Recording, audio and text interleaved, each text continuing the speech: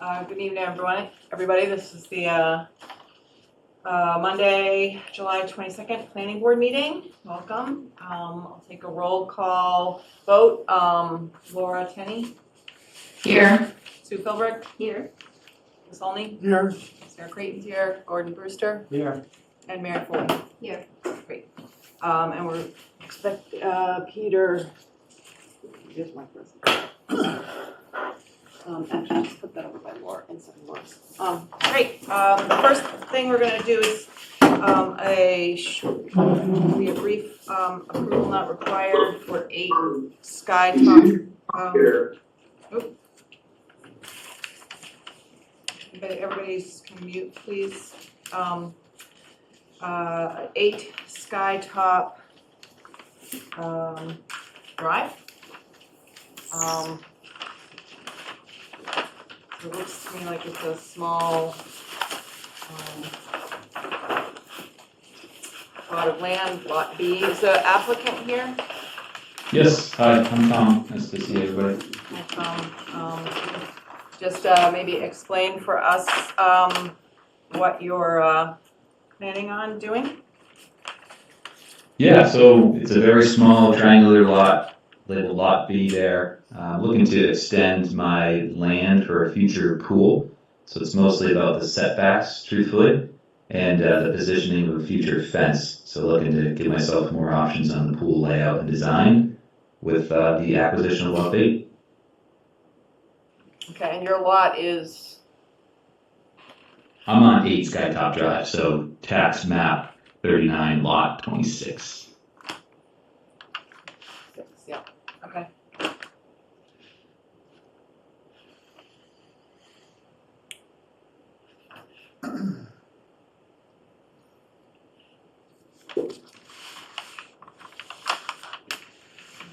The zoning district shown here? I think it's A. Okay, up in the upper right hand corner. Hi, Mark. We're just looking at 8 Skytop Drive, and I believe you've looked at it and believe it complies with our qualifies as an approval not required. Yes. Okay. Any discussion from the board? Comments? So I make a motion that we endorse the plan to create the subdivision for Lot B. The plan of land dated June, You have to read this whole thing. plan of land tax maps 39, lots 23 and 26, at number 2 and number 8 Skytop Drive. Dated June 8th, prepared by Hawthorne Land Surveying Services, Inc. Do you have a second? Second. Okay, any other discussion or questions? Just, yeah, because I think you said create a subdivision. We said endorse. Well, endorse This approval not the required. plan, not required, I'm sorry, yes.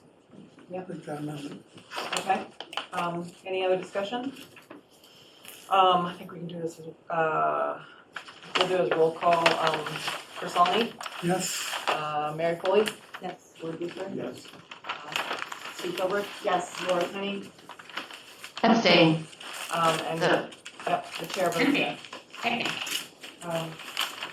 Karen Bennett, please mute yourself, thank you. And thank you, Tom, I'll sign this and it will be available, you have the town clerk, where do we put this deal, or, Mark, we put it at the town clerk or in your office? We'll sign, We leave it in jail, okay, and then she'll probably, okay, it will be with the, town, the planning board, administrator. Okay, great. And that's the Mylar copy that's being signed, is that right? It is. Okay, excellent. So I can pick that up as soon as sometime this week, or do you have a timetable? I'll sign it right now. Lovely. Put it Okay, downstairs. Okay, great, thank you. thanks so much. Great, that was quick. So now we're gonna continue the public hearing for cell signaling technologies. And I think we need to open the hearing. Motion to open hearing. Move that we open the hearing for cell signaling. Second, Okay, roll call, Sue Philbrook, yes. Chris Olney, Yes. Gordon Brewster, Yes. Mary Foley, Yes. and Laura Tenney. Yes. Chair votes yes, thank you. So I think we are done with having the presentations from cell signaling. And what we thought we would do tonight is just talk through a little bit informally with the board, any conditions. We all thought a little bit about that in advance. And Mark is going to summarize where we are with that. We will then take public hearing, public comment, because we haven't had the opportunity to have general public comment. And we are still waiting on the FinCom's a review of the financial material. We will have it for the next meeting. I checked with Sarah Marsh. Yeah, Sue. I have a question before we get started. Yeah. Is the July 9th memo from our consultant the last one we received? I just wanted to double check. Mark? Yes. Okay, great. Okay, great, Thanks. thank you. And is Wilson Sampson is not with us tonight, are they? I don't believe so. I think he was on vacation this Okay. week. Great.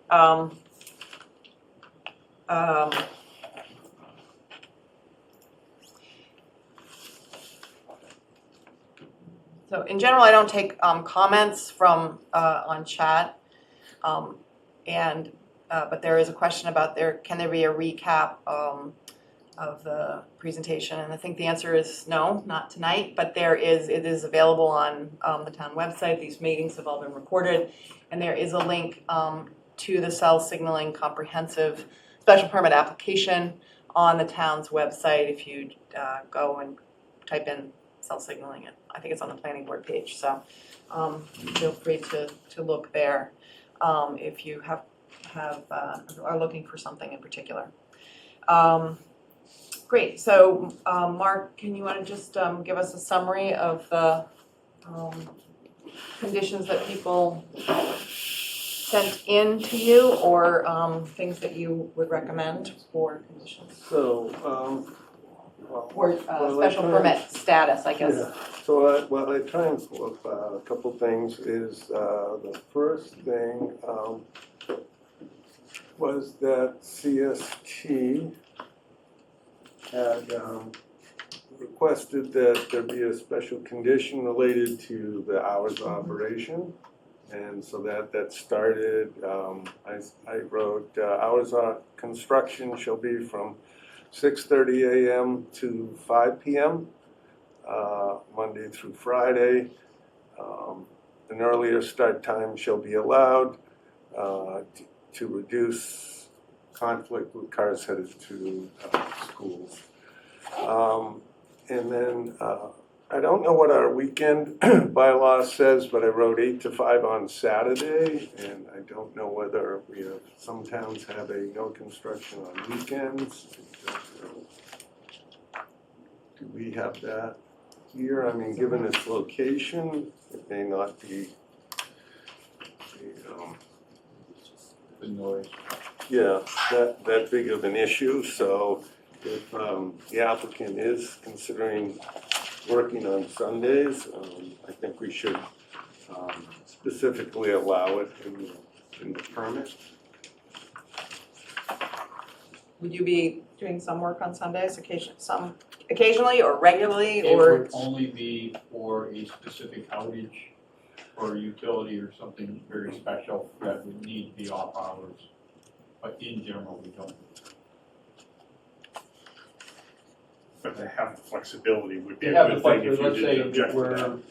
we're doing something in Atwater and we need to shut down the power or something and do a round the clock activity. That's usually what happens with that exception.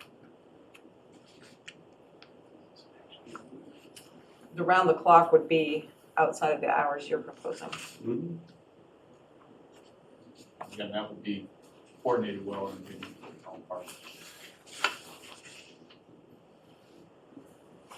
Okay, so we need to talk about that one. So we could write something like, extension of these hours would be allowed, provided, for specialty work that requires uninterrupted construction or something like that. Very, very well put. And maybe with advanced consultation with the building inspector. Yeah, notification to the building inspector.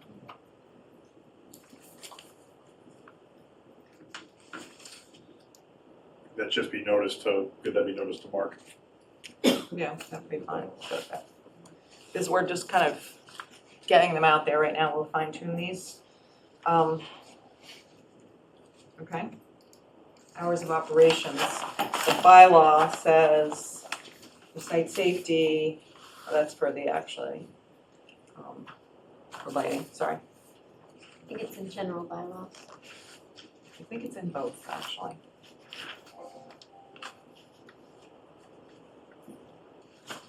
You're in 6.3.5?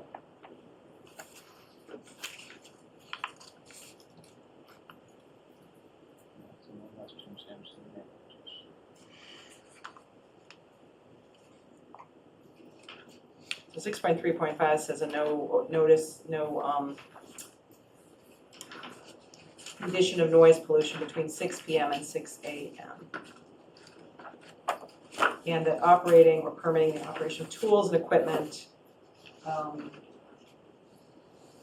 between the hours of 6 PM and 6 AM. The operation of construction devices shall occur between 8 AM and 6 PM, including compressors, jackhammers, bulldozers, cranes, in a manner that causes the condition of noise pollution could be avoided.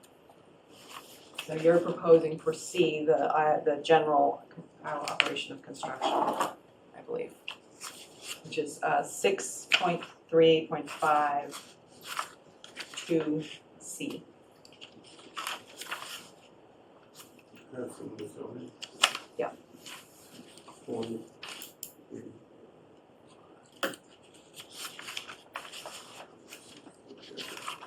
And we do prohibit any time on Sundays or holidays.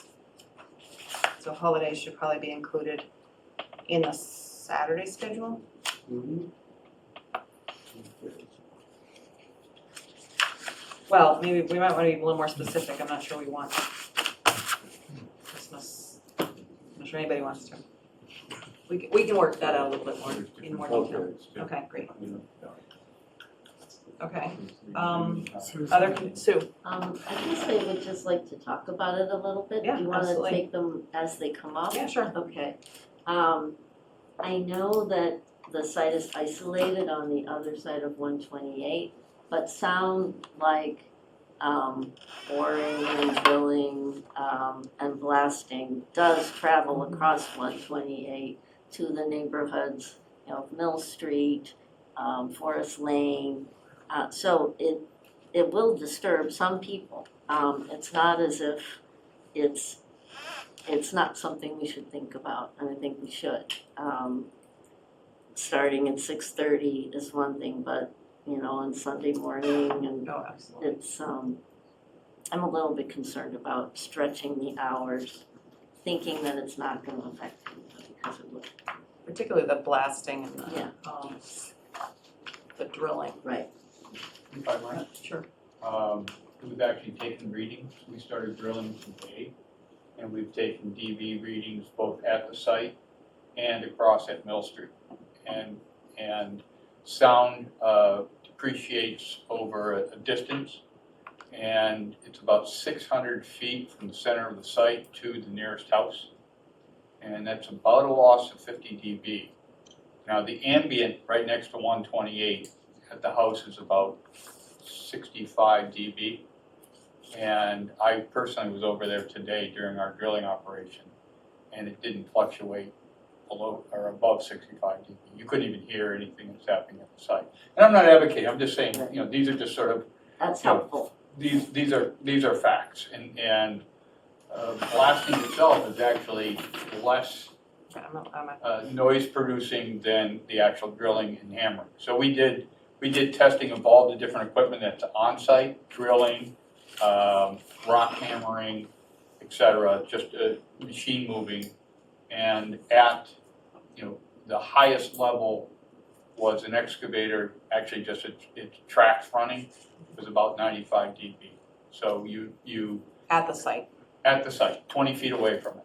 So if we actually did and I could do that at the border of the property line, our drop would be significant to the nearest household, again, across 128. 128 is much louder than they'll let. So I think the issue is twofold. One is in the early morning hours, 128 on Sunday morning, 128 is quieter as well. Let's not talk Sunday. If you have, if you also don't have if it's not leafed out, you're gonna have a louder more trespass, and it's that percussive sound rather than the ambient. Right. So I think that's the concern. Laura go ahead. There's just another consideration on allowing some extended or special weekend hours, at the discretion and with prior advance. There may sometimes be a benefit to the town. For instance, if there's a utility shut off and we're trying to avoid doing something during business hours, we may want to be able to allow that when it's actually potentially less disruptive. And I think with the longer hours also, we have the potential to, I don't know by how much the team would have to answer that, but, shorter hours and fewer hours leads to longer duration as well and more disruption. So I think there are considerations on sort of both sides of that coin. We obviously don't want the project to be a nuisance to anyone, but we do, I think, want to allow the flexibility to the project to proceed efficiently and with the least disruption on business operations and other considerations like that. So I'm just raising that point.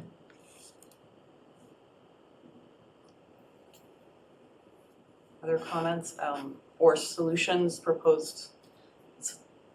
Is it possible, 6:30 seems generous to me, particularly for the any kind of drilling or blasting. I do think that for this site, the backup alarms and the traffic issues are less of an issue than they were, the high school. But that's my opinion. But I do think that track drilling and the percussive, noise is 6:30 in the morning is pretty loud for that. Pretty early for that. I'd rather give them a little extra in the back end. Okay, I so- agree with that, yeah. Yeah. So you had read that regular bylaws construction till 6, about 7 to 6. 8 to 6. Well, 7 to 6 during the week, weekends 8 to 6. No, it's prohibited between 6 p.m. and 8 a.m. on weekends. And then Right. allowed 8 a.m. to 6 p.m. During the non-weekend holiday.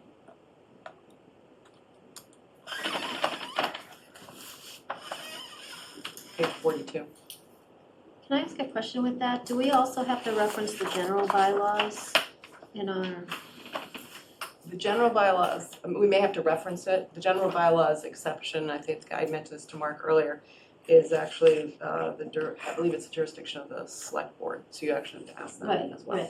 right. So we might do it for zoning, but Right. the select board has to do it. If we change it for zoning, they would have to change Right. it for the general. Mhm.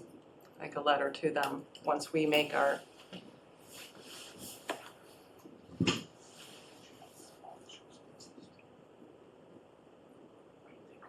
We don't have to we don't have to resolve it tonight, so I think But at least what, if you know what we know they'd where like people, to see. yeah, okay.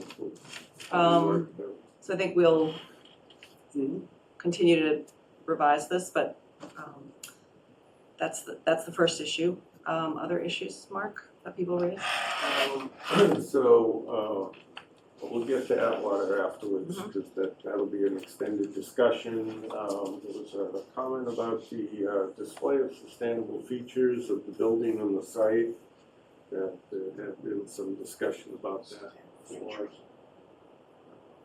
So, I just kind of have that down here. I'm not sure there was some discussion about some buildings having displays in the lobby or panels outside talking about some of the stuff, so that was a suggestion. I think I made that suggestion, but I'm not sure we'd put it as a condition of the special permit. Oh, I'm just, okay. no, it's good to, Yeah, I mean, so it was brought up, so I don't know, what do people think? I think it's a great idea. I think it's a good idea. Every building that is worthy like this one is of displaying the measures they're taking to it, it's worth just letting the public know. I don't know if that should be a condition for, or just a pat on the back, but nonetheless, it's definitely worth showing people what you've done. Okay, put it on the list and we'll think about it. Yep. Great. So the access easement in the northeast corner of the property where the parking lot is to get to the trails. So ensuring that there is some sort of permanent easement or access permitted to maintain the parking lot and access to that corner. So, We've presented the trustees with a license agreement. okay. And that access may need to be interrupted during certain periods of construction, so it's a license, not a permanent easement. Okay. And it provides for the maintenance of the parking area by CST, Mhm. and it provides that the trustees of reservations and their guests have the right to access the loop road and that parking area from sunrise to sunset, which is the times for accessing their properties generally. And has that been executed or? We're waiting to hear back from them. They have it, they're reviewing it.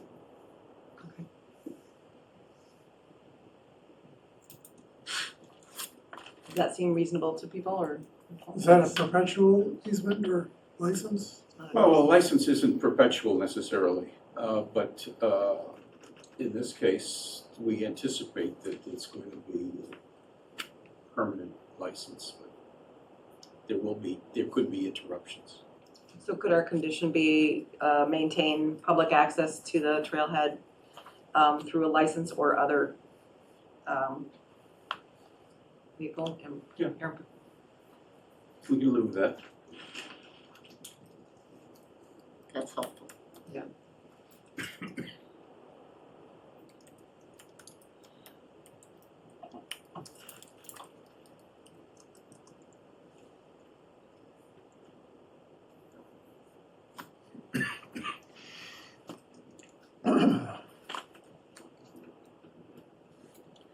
Okay, what else is on the, came up? Well, we should have a condition about inspection fees. We don't necessarily have a set fee for construction inspections, but to, Aren't those what the building permit fee is for? that's for the building, a big site like this. Oh, I see. The building inspector inspects the building, but the site, Yeah. like the installation of any underground stormwater, like the installation of the catch basins and pipe and, checking on the above ground basins, or if you were installing like storm scepters underground, you'd want to have an inspector there for at least portions of the construction, just to ensure it's being inspected and constructed as designed. And a few, an inspection, inspect any off-site improvements or the road construction, just to ensure that it's constructed per plans. So generally, so here where we don't really have an inspection fee set in the bylaws, I don't believe, we would probably just set a schedule with the applicant, but I just wanted to note that that's probably, Mark, may I comment on that for a second? Yeah. So just as a matter of course, though, you do have on-site inspection of everything that's gonna be installed. Would that be fair to say? Yeah, I mean, that's, just so to maybe ease the uncertainty of it, would you mind just explaining how you go about doing inspections for roadways and building construction and such? There's a combination of third-party inspections for compacting and et cetera that meets the civil engineer specifications. So they'll specify a certain compaction rate. CST will hire a third-party inspection agency that will take tests during soil placement. Hancock Associates has done the civil engineering, and they will have oversight, construction administration of all the installed utilities. And they'll, at the end, provide an affidavit stating it was installed for their plan. Have those inspections, those third-party inspection agencies been named already? Not yet. And okay, but they will be named, and Yes. and they'll be will they be part of your building permit application process? Yes, under the building permit, there's a number of inspections. Structural requires a third-party inspection agency, so the structural engineer will designate what tests he requires. CST again will engage a third-party testing agency to test the steel and concrete, et cetera. So that's part of the building permit requirement. So that testing agency, so site work's a little different. Site work will be handled by third party and by Hancock, and then the building itself will be by third party structural agencies. So a big part of this is obviously the I was gonna say earth removal, but it'll be stone removal here. You've got an engineer observing the actual Yes, observing that as well. GZA's been hired. GZA? GZA has been hired to oversee the blasting and rock removal. And they are on site on a regular basis doing their reports, prior to blasting and then after blasting. They've reviewed the blasting plan, had comments, so we've already engaged them in activities for the site. Okay. And maybe just one other too, in the environmental side of it for off-site drainage or flow, or is that fall on the town to observe that too? Just to make sure that the stuff that, I know we've got probably an order of conditions from I don't know if it's fact, we'll probably have an order of conditions from the Conservation Commission as to what to do. Who oversees that? Is that left to the town to see if that's? That's the Concom themselves. Yeah. So the Conservation Commission, their agent has already been on the site and looked Okay. at what we've done out there. All erosion controls are in place, and then there's a SWIP for the project too, so during a storm event, or after a storm event, there's an inspection that happens.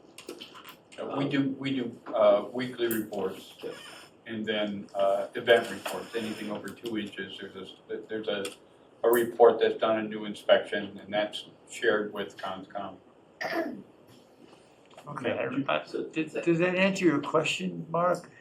Well, it answers my question as far as what they plan on doing, but oftentimes cities and towns still have,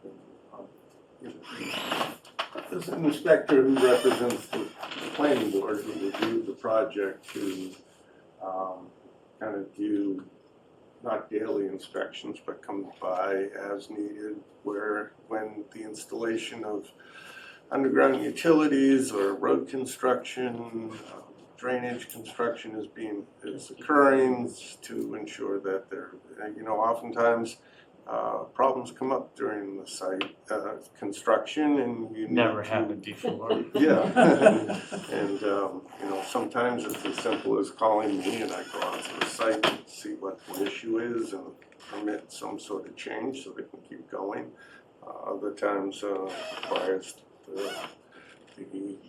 your site inspector, who is a licensed engineer, to go out and look at it as well. So that doesn't happen too often, but it's beneficial to have an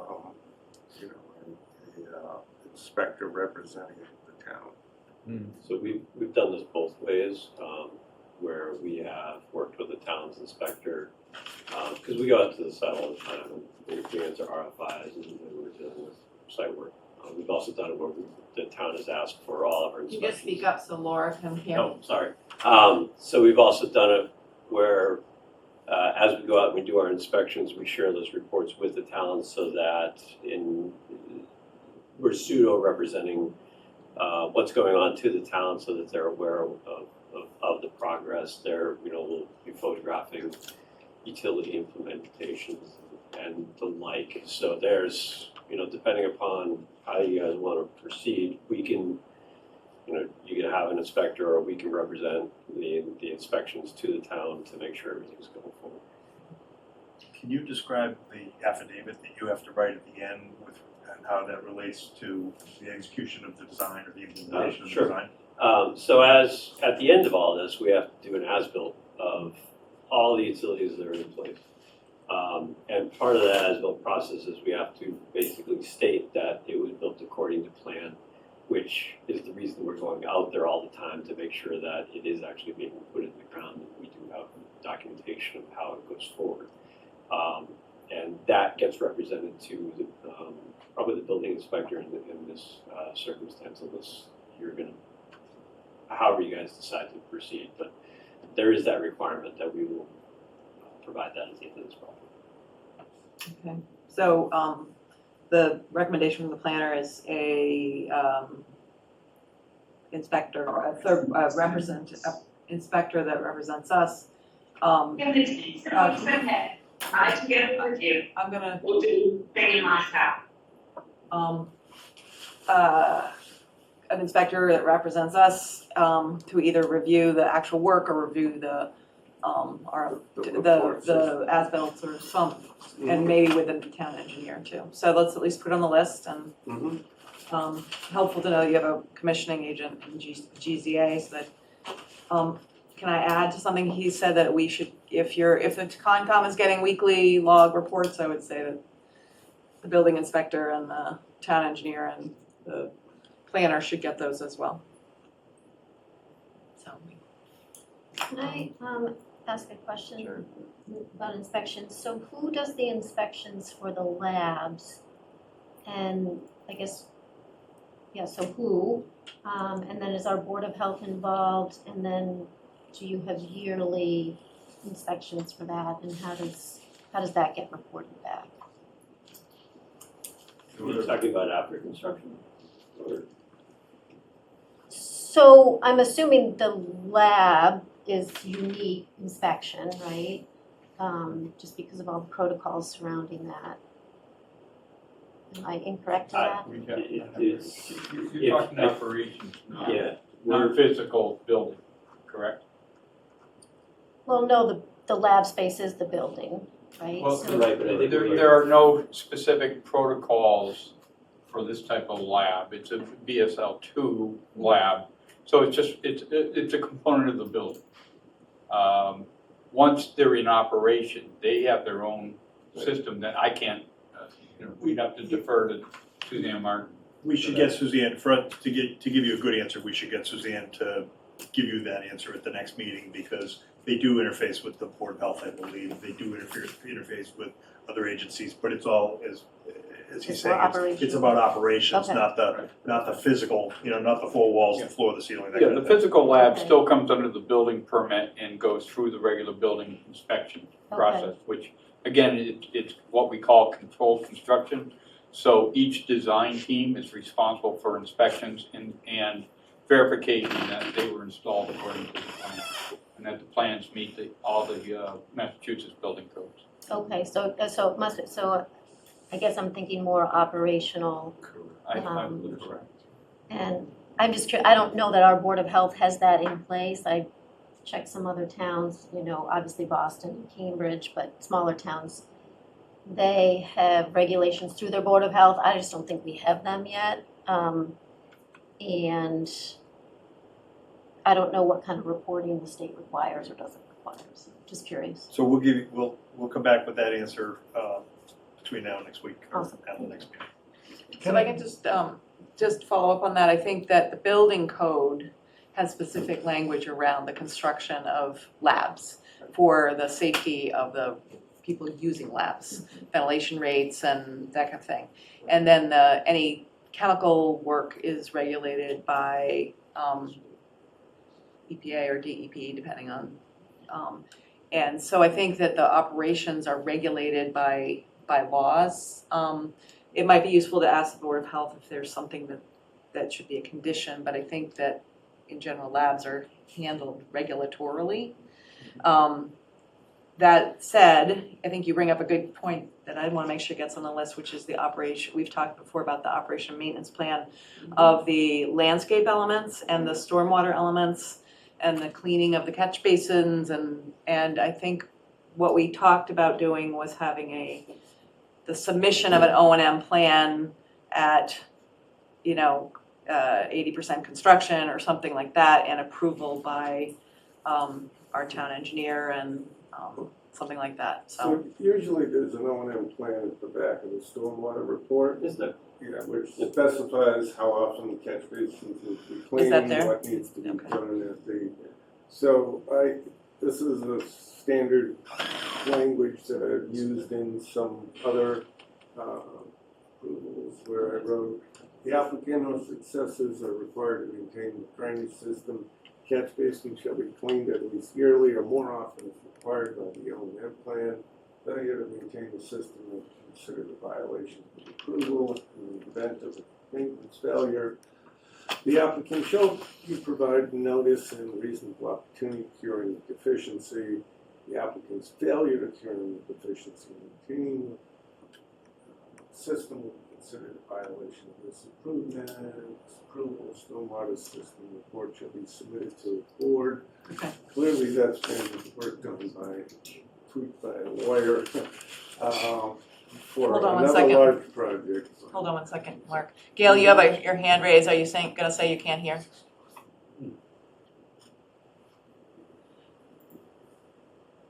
Sorry, Gail has her hand up. Gail? Oh, sorry, I needed to unmute myself. I respectfully remind the board that you have now called the meeting to order and you're off agenda at 7:03. Actually, we did call the meeting to order At what time? at 6:30. Ooh, so I'm late. Sorry. No problem. We can And we always approved use the A&R. Oh, good to know. Thank you. Glad to answer your question. Okay. Can I add one Yeah, point to Mary's point? I thought that was an interesting one, now that you brought it up here. So are you doing a commissioning plan in the building? I'm sure you are, for the actual operations. So for clarity, what is the commissioning plan as related to an inspection plan? That's my Commissioning is a third-party operations review to make sure that all equipment, exhaust equipment, process equipment is operating to the efficiency of the specification. So the commissioning plan would be involvement of a third party. It's also part of the LEED program for third-party commissioning. So it's all-encompassing, so that when we turn the building over to CST, it is fully functional and everything has been documented that it's operating at its peak capacity. So that's an important point. It's actually more than just an inspection to make sure it was all put together. Yeah. It actually takes a piece of equipment, fair to say, and operates it to make sure that it's Correct. functioning as it was intended to do. Right. So that might be something we'll watch as we go through it. It's more towards the end of the project. And actually, after the project is even built, that's been a really good piece. Commissioning actually starts during design. Oh, yeah, actually, it starts very early. You're very much engaged. That's actually a part of the legal program, is to have the commissioning involved early on in design. Are you commissioning the envelope too? Yes. Okay. Other besides Well, Atwater? we talked about, I always add a condition about lighting. So should the board have concerns with the level of lighting, intensity, or light spillage on private properties, the board considers the right to require the applicant to adjust levels of lighting, types of fixtures and location of individual lights. So sometimes, even though there might be a really good lighting plan, there are some lights that need adjustments. One thing you wanted to discuss was the performance guarantees to secure the completion of the improvements, including landscaping, drainage system, pavement, installation, and the as-built plan. So typically that's something that's for a commercial site, just kind of to ensure the completion of the last elements of a project, so that they don't get left out. On major projects, it's not as much of a concern as with smaller projects that are but there still should be a performance guarantee. So and that's under section 12.6.8, I believe, that you can have as a condition of site plan approval, I think it's probably in special permit too, but may require construction and site alterations permitted and specified be secured by one or in part by one or in part by another of methods set forth in General Laws 41, section 81U. Except for the statutory covenant. So,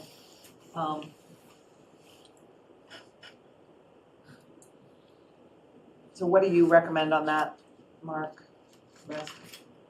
Well, I don't have a cost estimate for what it would, for like landscaping and final installation, top course of pavement usually, and the as-built plan, but usually in this case it could be, I'm sure that is probably guessing $1 million or more, and I think that's a little excessive to require something like that, but somewhere in the neighborhood of a few $100,000 in a performance guarantee, perhaps a revocable letter of credit might be should be sufficient. So I think the concern is that if the unforeseen happens, and particularly the site elements, is, if the building doesn't get built, it's unfortunate and presumably has some value, but it's the site, it's a site sitting there unimproved without the stormwater elements pouring into Sawmill Brook and, loose soils and those kinds of things are what concern me. Don't really concern me, but that's what we want to protect the town. So that Nate doesn't have to go up there and spend town money to, secure the site, seed it or whatever, that kind of thing. Okay, any thoughts from you folks? I think that it would be best for us to get a draft of what you're proposing and then respond rather than do it on a piecemeal basis. Happy to do that as soon as we get something. Okay, sounds good. Can I add something to that? You just mentioned that, the site draining down to Sawmill Brook and we have our PFAS issues. Are we requiring any initial testing on the site and then post-development testing? We did it for Black Earth and places like that where just to make sure there is no runoff into our water supply. So phase 1 and phase 2 was done for this property before we even started. I'm sorry, can you say that? Phase 1 and phase 2 was done for this project by an environmental consultant before we even started designing. Presumably all that stuff's taken care of and there's no construction activity that I know of is going to put a PFAS onto that site. I'm not sure what you mean, phase 1 and phase 2. We did environmental reports looking for bad stuff on the site. Yeah. I'm not sure we're answering the question. So before we acquired the site, we went and dug 100 holes and, tested soil and that sort of thing, looking for anything bad that might be there. And Matt's saying we didn't uncover anything at the time. Okay, And I guess I think you were questioning, you were asking about impacts on the wetlands and the water supply and that kind of thing. And I guess I would think that really would be covered under the Concom and the order conditions and the requirements and the review that they'll continue to do. okay, so they covered that, okay, thank you. And I have a comment on that, but Laura has her hand up, go ahead. Yes, regarding the value of the scope in the performance bond, we heard a number thrown out there, like a couple of $100,000. I don't think we know what that number is. So I think the team can provide us with the number based on the GMP, but we need to get an understanding of what the scope is in the site. I don't think it's just the final grading and seeding and planting, but potentially does that include the site utilities, site enabling, the value of the entire site and landscaping package. I don't know whether that includes the geothermal wells or, there should be a mutual understanding, I think, of what the scope is that's included, and then what the value of that is based on the GMP and the requirements that should define that performance bond. So for a commercial site like this, you're not, this is different than a subdivision where you're not gonna come in and build out a road. Because now you have lots sold and you have homeowners there and you have a half-built road.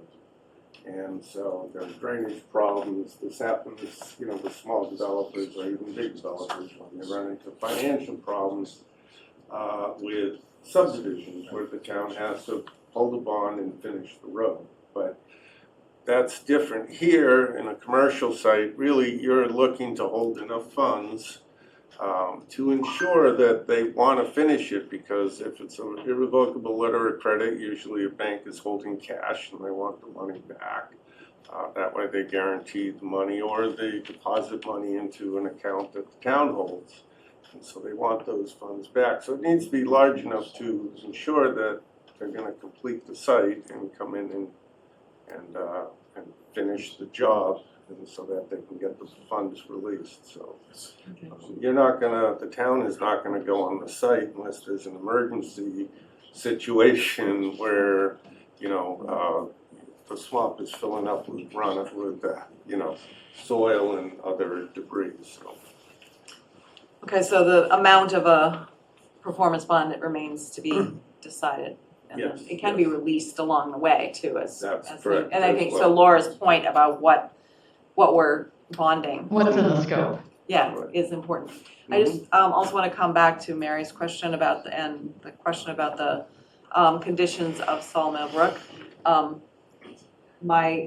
Our experience with the high school is that DEP watched very carefully the Sawmill Brook turbidity and they and the Concom made their assessments regularly and with force, with the impact of law, unfortunately. And I think we were the district was on the end of paying for work at the cell signaling site, not your work, but anyway. So there are lots of eyes that look at these things. Okay, any other? So the only other large issue, well, it's not a large issue, little issue is. Make sure you speak up so Laura. The only other thing that is the building permit is, the building permit, so the approval is good for 2 years. I don't know if it's in our Yes. bylaw for 2 years, and so I wrote, if a building permit is not issued within 24 months of the date of approval, or this may be extended by the board for additional 1-year period. So I put that in there. If I may comment on that, Mhm. usually when a special permit's issued, it's not necessarily the building permit that is the trigger, but it's the commencement of work that is authorized by the special permit. So during that 2-year period, it's not necessary that we pull a building permit, but only that we start construction. That's my understanding. Yeah, Okay. I kind of like the stricter version myself, so that someone doesn't go out there and just push some dirt around and go, well, I've initiated construction, and they do that for several years. Well, I think we actually have one of those in process right now. Yes. Yes. So. Okay.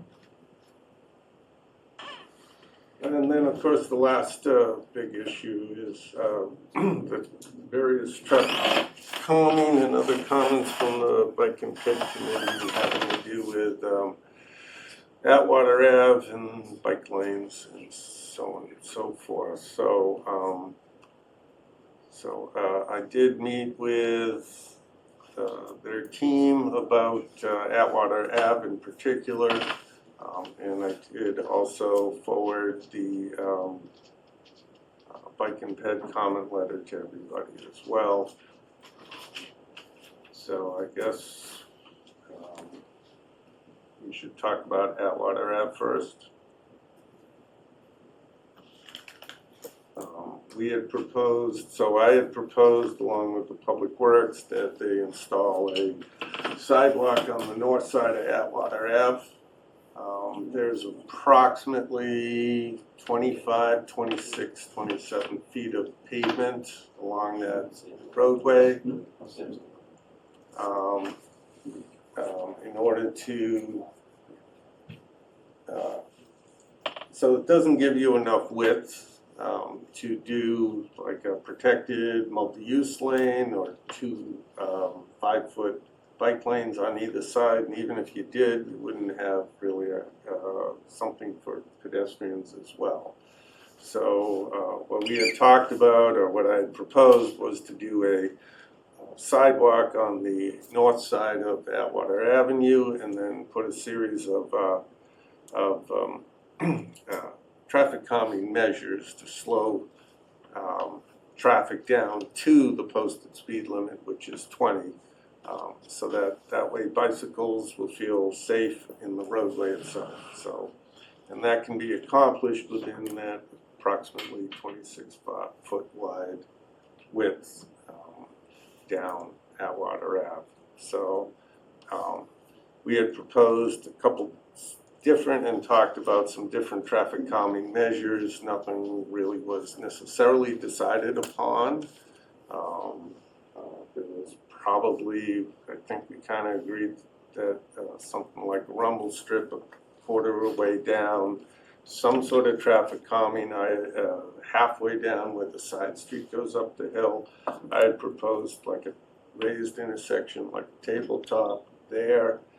There are a variety of other things that you could do, and then another rumble strip, and then you get to the curve and you go up the hill. So that's 3 things, and it's very similar to kind of a construction plan that they had put together as well. So, Are you gonna put together a recommendation of what you want, or do you want, bring it for discussion? Or? Yeah, I kind of wanted to open it up for discussion to see if There's been a lot of discussion. Yes, I'm sure there has. I just wasn't sure whether. And we're prepared to respond. I think that Sam Gregorio is on the call, at the meeting. Okay. And he's our traffic engineer. Mm-hmm. And Matt will sort of introduce Sam, because Matt has his own thoughts. Okay. But not on the spot. Did you see that? Did you see how that was? So we had a meeting the other day. Chuck was there too. Sam Yes. and myself and Peter. And was anybody? No, I think that. So you guys have some ideas where we have some concerns about some of them. I think there's a way to come to an agreement that's not too invasive into that road. Sam is from TEC. He's our traffic consultant for the project.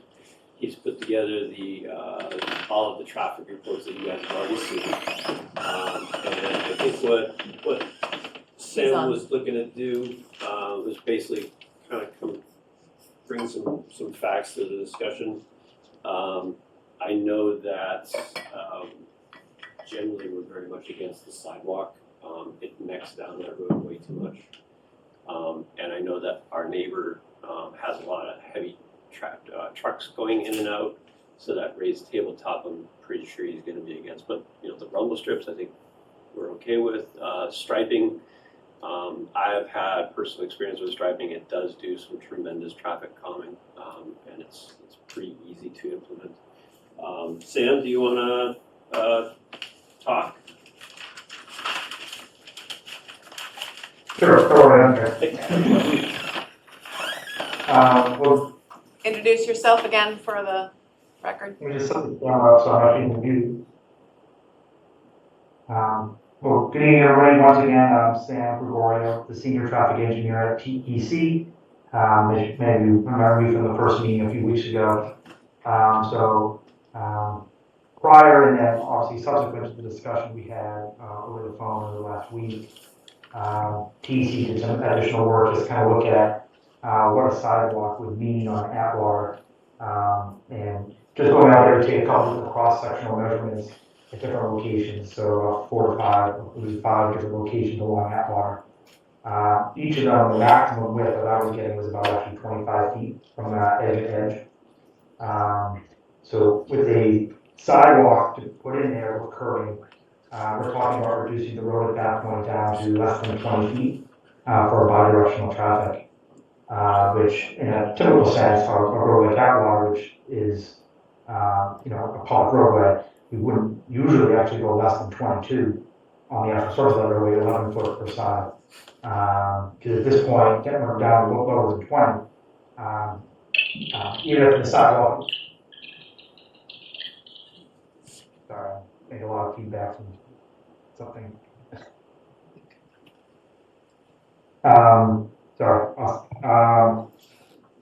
Even if we were putting a sidewalk in, that doesn't satisfy, for instance, any bike accommodation as well, and that would force the basically bikes into even tighter position through such, say, a 19-foot wide pavement surface for that section of roadway. For that, it's 2,200 feet long. There's not really much area to expand the roadway beyond the actual edges, because both sides of the roadway, I think we talked about this maybe one of the last ones as well, is wetlands, flag wetland, right beyond the side of the roadway on each edge of the road, both north and south. So regardless of the fact that we might be actually touching the wetlands themselves, but anything in there would actually be inside any of the buffer zones, obviously, and adding impervious land in order, if we were trying to maintain, say, at least a 22-foot roadway, and then a 5-foot sidewalk plus curbing on one of those edges. And then in addition to that, obviously, what happens to the water in that section of the roadway. Right now, there's no curbing on the inside of Atwater, so adding a sidewalk to the edge forces the drainage into a need to be collected through catch basins. So that's something that doesn't exist on Atwater right now. And then where does that water actually go, other than a general runoff right now that's actually already happening? So there's been a discussion that we had during that meeting as well about pitching the road potentially in one direction so the water flows off one way, that still puts all the water to potentially a wetland area. And then beyond that, pitching the roadway puts us also in a position, even if there's no crown today, which is very minimal, and we don't have a typical roadway crown now, we're trying to position it to, say, 2%. To get all in one direction, we're talking about, a 2 to 3 inch rise maybe in the pavement on one side, plus utility work that's already happening, which kind of puts us into a full roadway reconstruction along that. So with that, it doesn't necessarily make sense on a feasibility level with just the roadway width component of reducing the roadway's width while still trying to maintain bicycle traffic over that distance.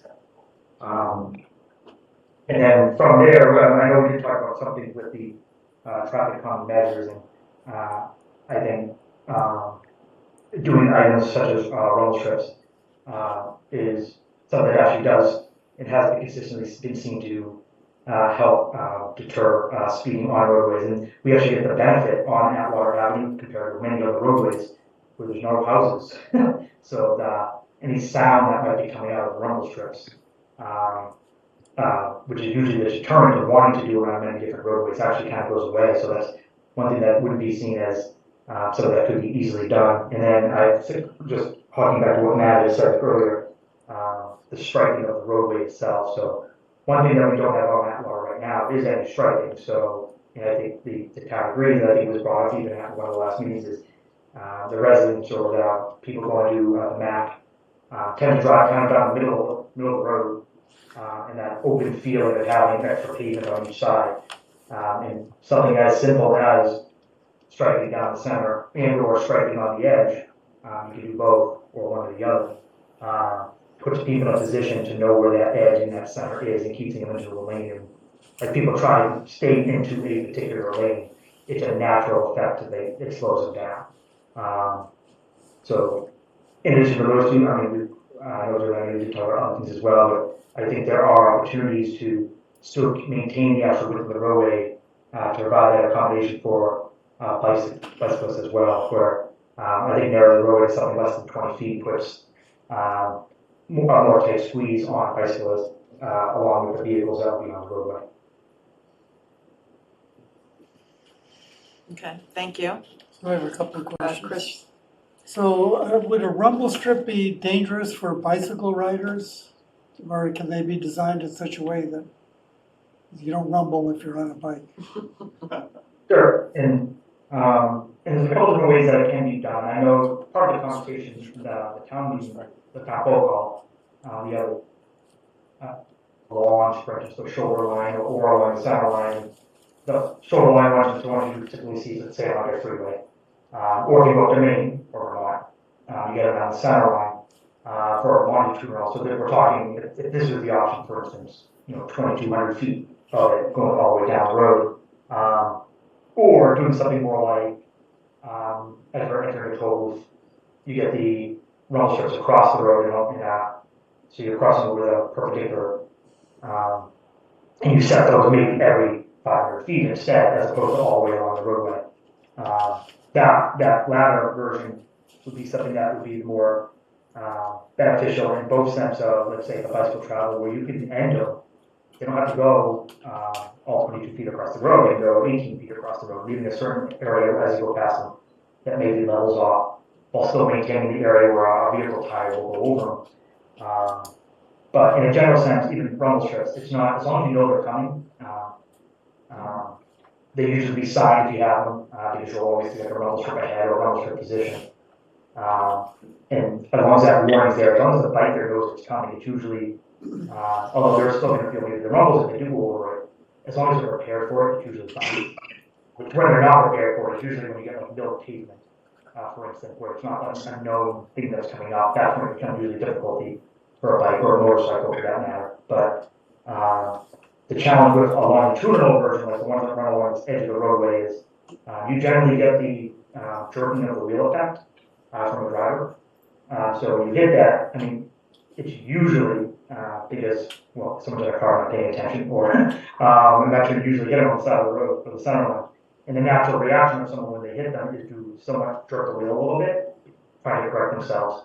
Where on an arterial roadway or a freeway, there's a lot of correction space when you jerk your wheel. So, not saying I don't want people to drive in the lane, but there's always a chance that someone's going to do that, cross over a line to correct themselves. The deterrent of that on Atwater is there's not a lot of correction space because the roadway itself is only 22 feet wide, and the other lane of traffic is right next to you. And if you're beyond the roadway, there's a lot of trees and a lot of other obstructions. So you don't want to put people in a position where you're going to have the jerking of the wheel effect. So doing something more similar to what like a toll booth might be as you approach one, where you hit the 10 strips, and then you may hit them again 500 feet later. That's something that would be the more applicable use on this, and it's something that we can do again at multiple intervals on this long stretch of road. And in addition, again, just also maybe a general benefit is we don't have to deal with that noise pollution part of it that we usually have to typically deal with when we're near residences. And is it possible to use lighting, like a flashing light if there's a bike in the roadway that a motorist can see? so they know that the road is occupied by bicycles while they're passing over it. You mean like a rumble strip, you mean? Well, maybe a road, just for their whole roadway, like a crosswalk, you know, you have these lights, where rail trails cross the road. And there's a flashing light that lets the motorists know that people are crossing, but this would be one that would alert motorists that there are bicycle riders in the road. Yeah, typically we wouldn't do things like that for a bicycle accommodation along the roadway stretch. And that's only because the bicycles are usually traveling the same path of travel as the vehicle, as opposed to a pedestrian who's crossing, who's creating conflict points directly with the vehicles as they cross the vehicle path. So that's why we use maybe flashers, or sometimes you see in crosswalks, you might see the little LEDs on the actual crosswalk lines. You've been upgraded by like UMass Amherst, they have those, or sorry, Amherst College, they have those up there. So in a bicycle sense, there might be an opportunity to do something, for instance, a dedicated bicycle lane.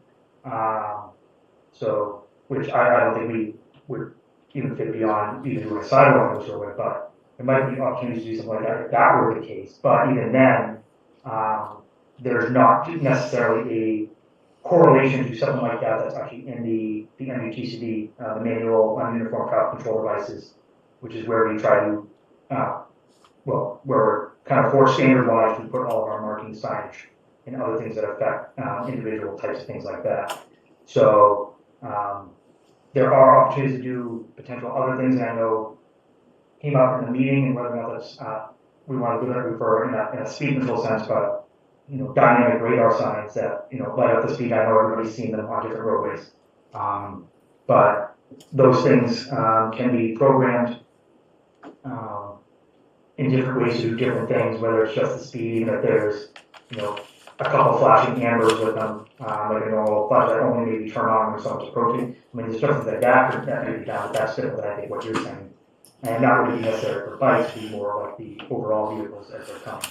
But generally, those type of items, in terms of bike facilities, again, we just don't usually see for individual flashers for that facility on its own. Thank you. We also received a letter from the Bike and Pedestrian Committee. It's in our packets. And they just gave us input that they'd like to see traffic calming on Atwater, some extension of the School Street bike lane from the to extend up to the interchange at Atwater. They'd like extension of the School Street buffered bike lane to the Essex line. Development of a concept plan for the School Street corridor and mitigation for construction. So I think we have that input in our packet right now. I do want to make sure that we try to stay on schedule tonight, and I want to make sure we get a chance to have some public comment. So, Mark, what do you suggest as the next steps for maybe a small group to hammer out some of these issues on the bike lane and on the Atwater Ave improvements in particular? Or does the board have any specific go-forward suggestions? I'd like to hear specifically what else, like what's the board's opinion about whether sidewalks should be installed, whether you're okay with maybe a variety of traffic. There's other traffic calming things we haven't really talked about because we're kind of focused on putting the sidewalk in and a few traffic calming things. But if we don't put a sidewalk in, you know, maybe then we could utilize different traffic calming measures to try and, besides a couple rumble strips, in order to slow traffic down along the whole stretch as well. I mean, there is although the pavement's variable and somewhere around 25, 24 feet wide, there is some shoulder on either side. So there is some flexibility on doing some other types of traffic calming. So I think my thing is if the board is very focused on ensuring there's a sidewalk, then we kind of have to go down one route. And if the board wants to be flexible, and the goal is just if we can slow traffic down. Yep.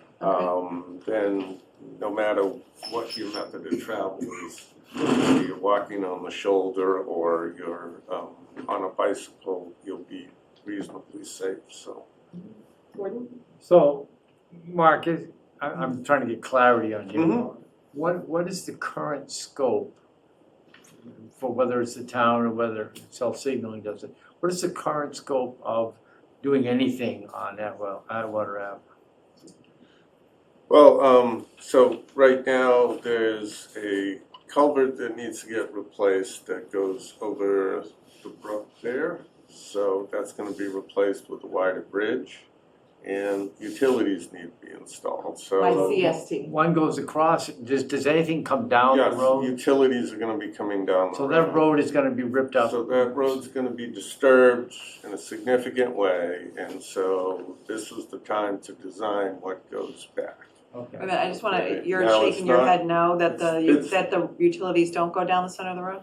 No. The amount of utilities and extent have yet to be determined. I do know the proposal from Kit Glass Drive to the CST site, underground electric is proposed, but it does not go all the way out to School Street. So it comes from Kit Glass going south. Gas utility has yet to be determined. I do know that there is a proposal from the town to extend sewer and water from the CST site to Kit Glass. But the balance of the Atwater Okay, so right for at now least has not half. been determined whether it needs upgrading for either cable or gas at this point. So in so doing, if you do have to rip up the road to put in these cables or bring the gas line in Atwater, does that mean you will literally fix the damage caused and repave that area, or repave the whole thing? I'm just trying to get a sense. There's there's going to be a lot of truck traffic over the next few years. So I Right. think the intent at some point in time, either the town or CST would propose to resurface the area. Like the gas coming down would be by National Grid, would not be by CST. It would be on their behalf. The National Grid utility would be installing and patching and doing the work in Atwater.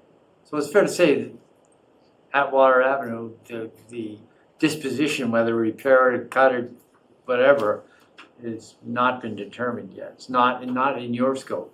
Not much ago. Not in your scope. Okay, that's a big deal. May I offer my opinion? Mhm. Because I go to the MAC 4 to 5 times a week, and I find a sidewalk would be, as much as I think it's a nice amenity, I just don't think it would be useful. But people are just winging down that road just to get to the MAC and then winging right back out of it too.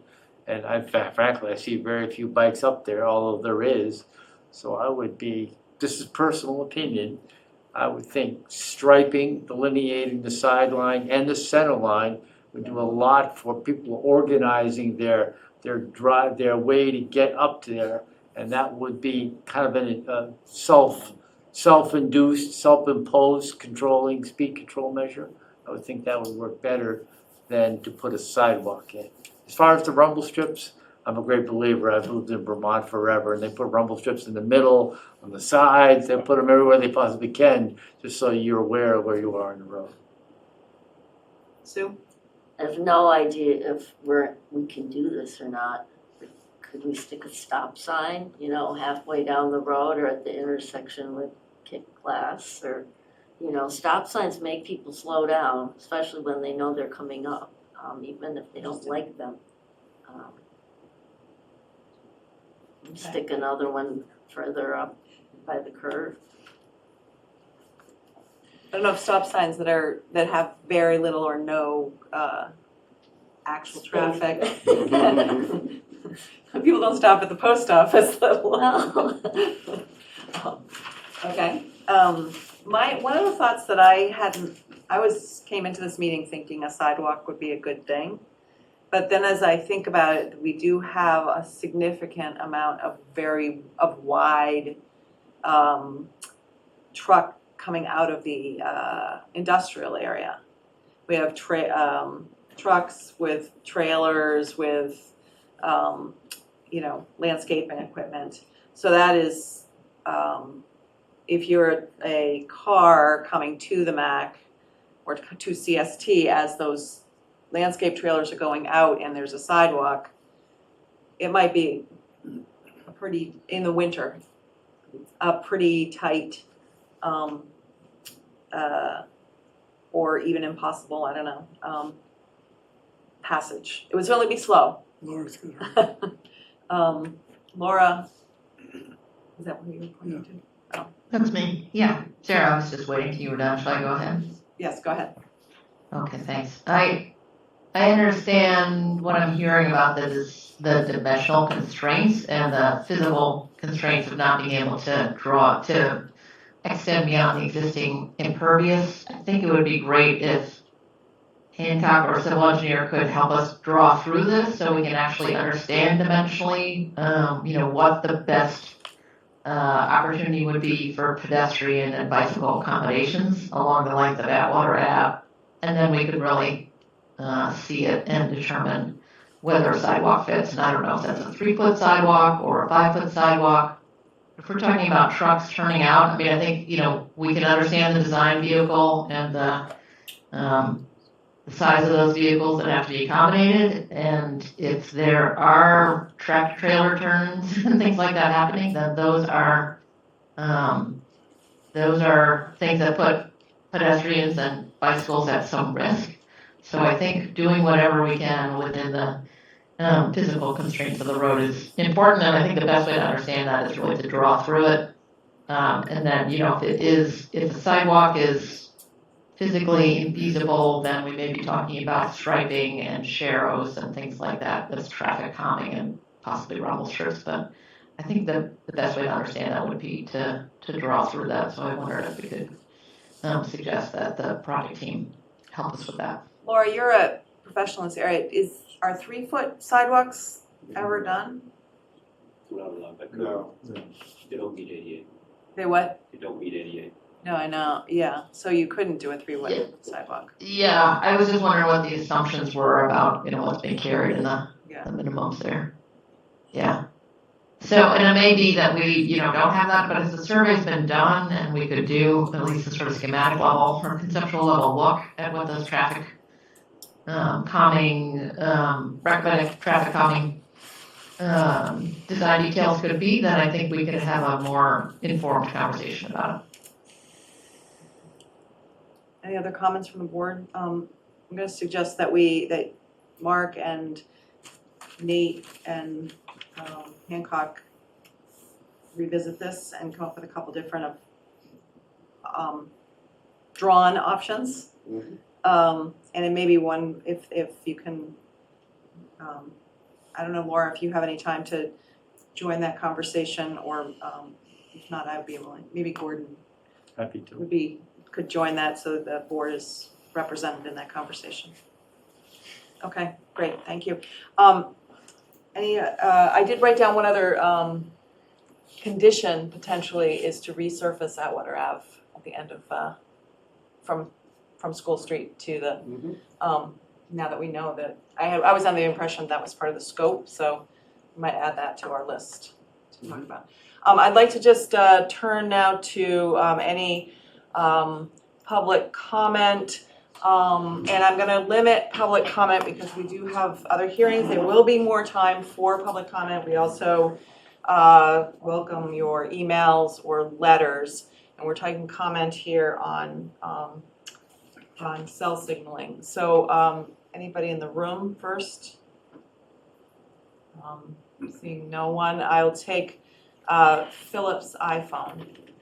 If you can state your name and your address, please. Donna Furzy, Blossom Lane. As somebody that, just with regards to the sidewalk potential to the MAC, it's interesting as a runner who's been a member at the MAC for 18 years and part of a runners group and a bike group that came and went to and from the MAC. That road is gnarly, I'm not gonna lie. And whenever we run to the side, little cars move over to one side. it's so nerve wracking running or even biking up and down Atwater. I'm not even quite sure a sidewalk would make somebody feel comfortable because with a big truck, you still feel it's really nerve wracking. And I've actually, since stopped doing that, it just makes me a little bit too concerning. So it's just something like if you really want to get, maybe even some input, there are a lot of people who have run and did run groups from the MAC. You might want to even tap into them to see whether or not that would even be worth it at this particular point. We don't do much going up and down Atwater that much anymore. The road's just not big enough, and it's just really scary to be on a bike and running on that road up and down. So it's just something to think about, to maybe tap into some of the people that work out at the MAC that might have done stuff on the road and things of that nature to see what you might want to do. It's just another input. Thank you very much. Thank you. Take a comment from Sandy. Great, hi, thanks. Sandy Rogers, 82 Essex. I have a question about the Atwater Road and whether the traffic study has assessed the additional runoff impact of all of the traffic that's expected in the phases of this development. And then hearing that either the road may be ripped up or resurfaced, and what that means, who is responsible for maybe ensuring there's more buffer, I don't know what you do, like runoff protection, because the brook runs all the way up Atwater. So has that been assessed, and whose responsibility that is? I'll let Mark answer that question. Thank you, Sandy. Well, so on one side of Atwater Ave, there is a swale. On the south side of Atwater Ave, the entire length, which has not been very well maintained. There is some drainage structures in that swale. So that's something that needs to get cleaned up and maintained a little better. However, it is a public roadway, so I think that's something now that we're focusing on that Public Works may address. Drainage going off the other side of the street. Right now, there's it just sheet flows off, and unless curbing and drainage structures are put in, there's really the water would continue to flow untreated off that half of the roadway toward the wetlands. So at this point, there's no plan to do anything there. So if I could just add though, the work at cell signaling, we've had a review by our consultant of the stormwater treatment structures and the construction plan, and the Concom has weighed in on the project. Okay. Yeah, so all the on-site stormwater is being properly captured and treated per all the standard rules and regulations. Okay, great. Any other comments? Wait a minute, Sandy. Let's see if anybody else has a comment. Any other comments from members of the public on cell signaling? Okay, Sandy, go ahead. You had one more comment.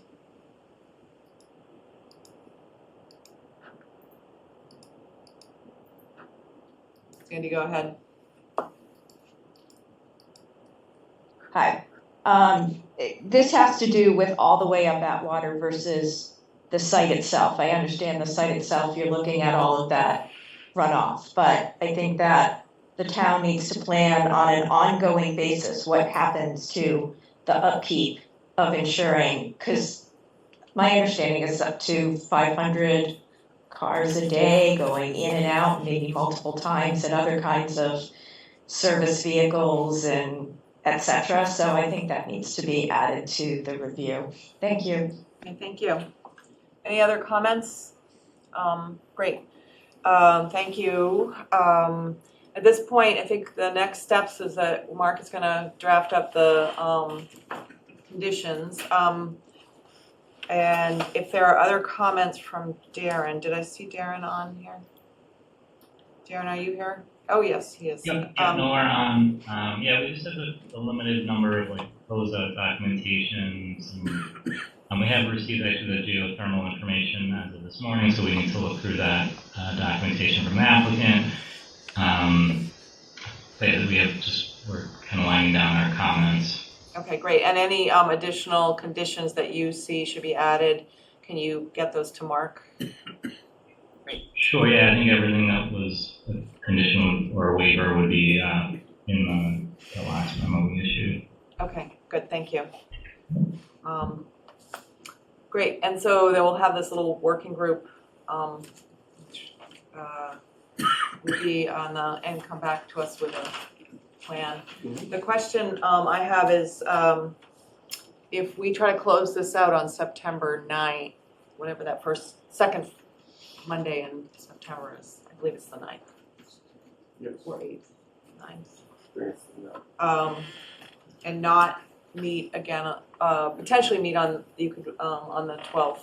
August 12th to have a little bit further conversation about the roadway, which I think is the outstanding issue. And then if we skip the last, we're trying to have just one meeting in August, we would skip the 26th. Is that, and then try to close it out on September 9th for you I guys? think that would be acceptable. Okay.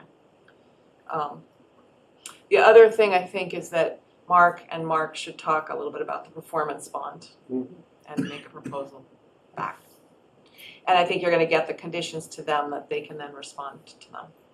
Okay, great. And I think in addition to the conditions, there does need to be a waiver list too, because as we discussed during the course of the public hearing, there are a number of requirements in the performance standards that we're deviating from. Right. And you specifically have the authority to do that. So I think we just need to highlight them. Okay. Great, so the waiver list, waiver list. Okay, great. Okay, good, so I'm gonna,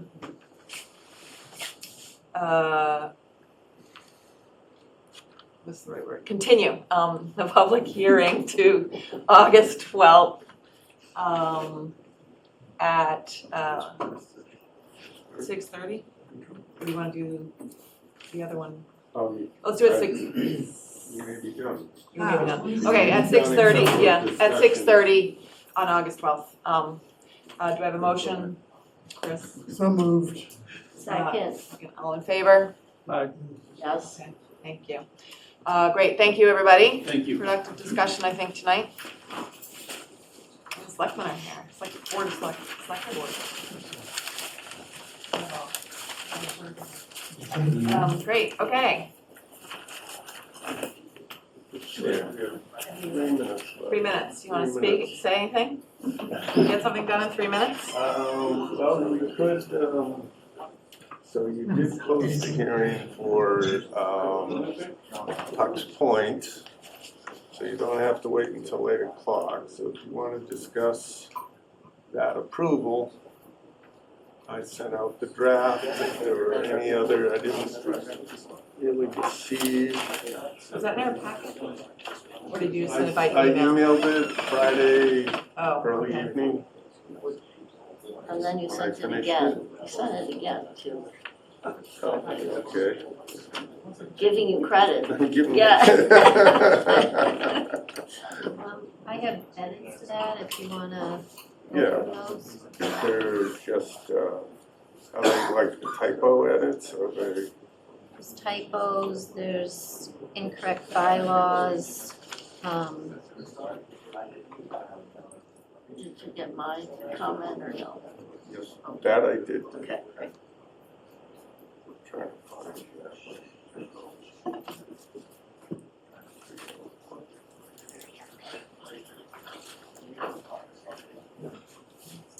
do you wanna go over them now or you wanna wait? Why don't we take them after everybody's been waiting, so why don't we take those after? Okay. Need my.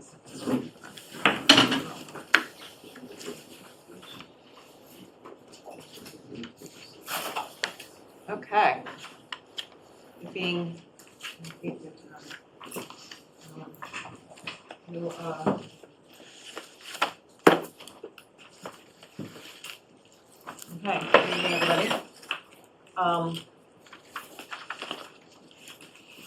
Take a motion to open the reopen the public hearing for Reed Park and Morse Pier docks. So moved. Second, I'll second it. all in favor? Yes. Okay, thank you. Great, so we received a number of letters in support of the plan, so thank you for those. And also some additional material, which I'm trying to pull up here. So that, but Bayan, do you wanna kick us off? So my, going to face action strategy here.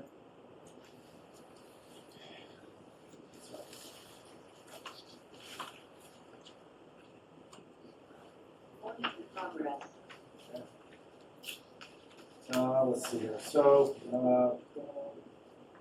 I think the goal was to try to answer the questions of the planning board from last time.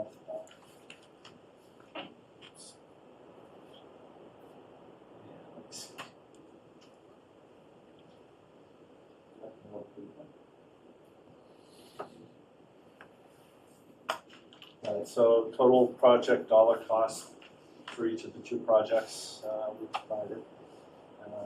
The amount funded by grant dollars we provided. Taxpayer funded dollar amount we provided. Analysis of generated revenue to downtown businesses at docks. That is something that Dartmouth College went to great lengths to do back in the 1980s. It's not something that I can do in Shore Harbor, Mass. That's not my thing. But the Mass Marine Trades did a study of marinas, and the upshot of it is that the Dartmouth study says for every $1 spent tying up at a dock, $8 gets spent in the municipality. The Mass Marine Trades, which is more recent, says that for every $1 spent, almost $10 gets spent in the community.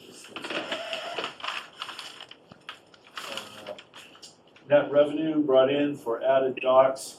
I provided the math for that, and the way I did that was I took revenue generated and for a season and calculated that at the current rate and extended that out for the additional 500 feet, and then also calculated it for the additional 500 feet at $5 a foot, which would be the expected rate of the new facility. So we provided that.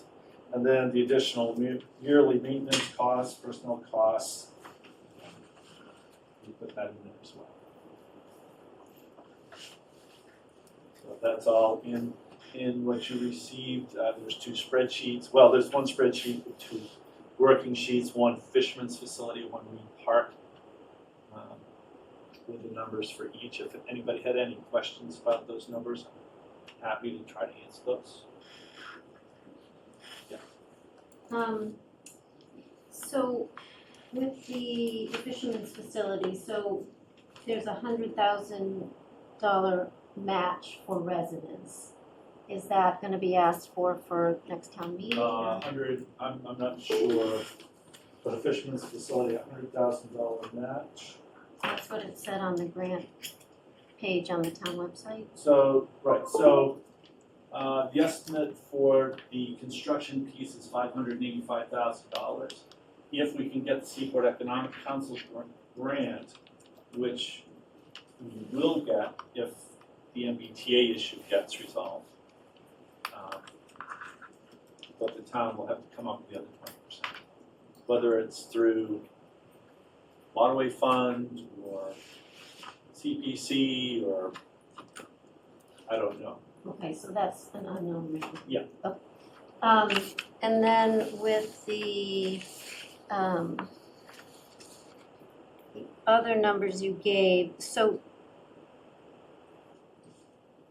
I'm not exactly sure what the grants cover, like if they cover the bringing water and electricity out, or is that an added expense?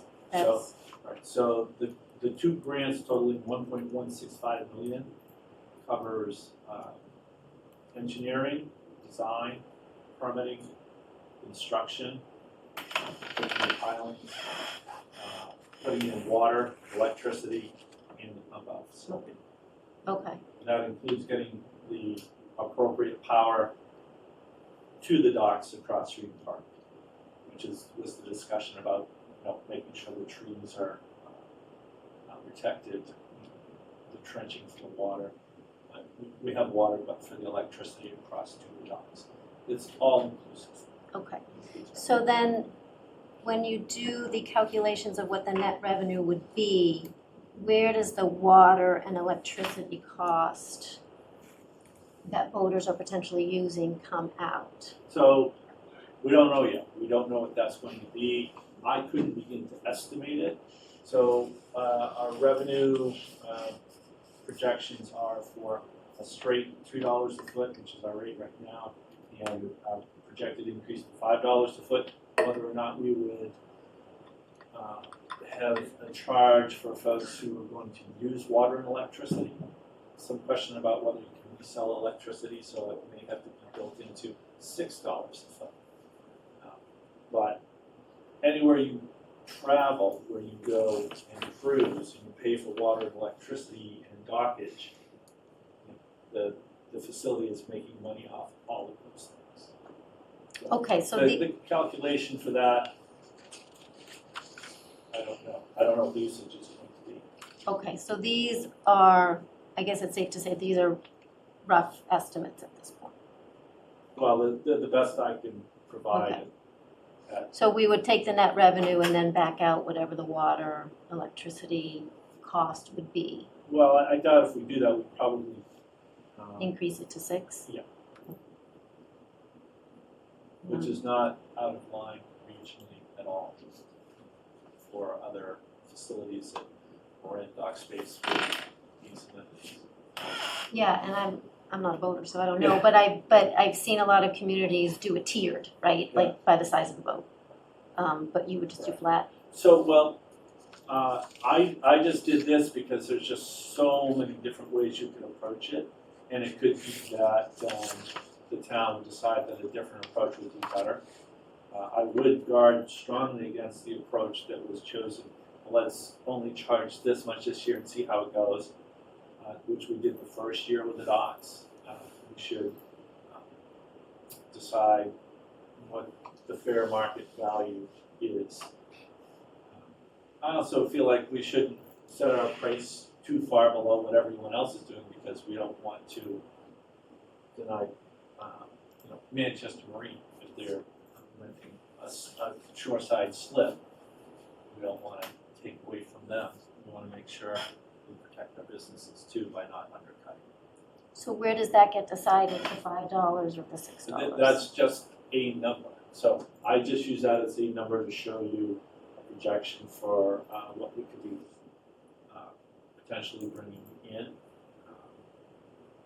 But who decides that, I guess? Harbor Advisory Committee would make a recommendation to the select board. Gotcha. And probably FinCom would be circled into the discussion. Okay.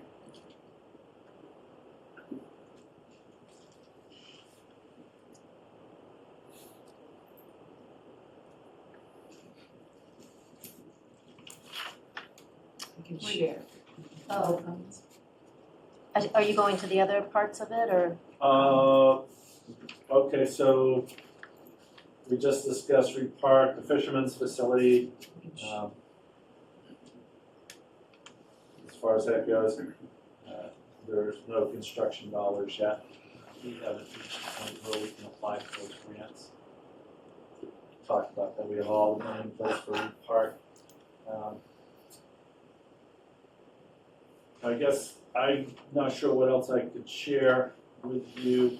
I mean, I have lots and lots of pretty pictures of communities with tile-supported docks, all through New England, Cuttyhunk, Edgartown, Southwest, Northeast Harbor, Maine, Situate, all boundaries where there's lots and lots of pictures.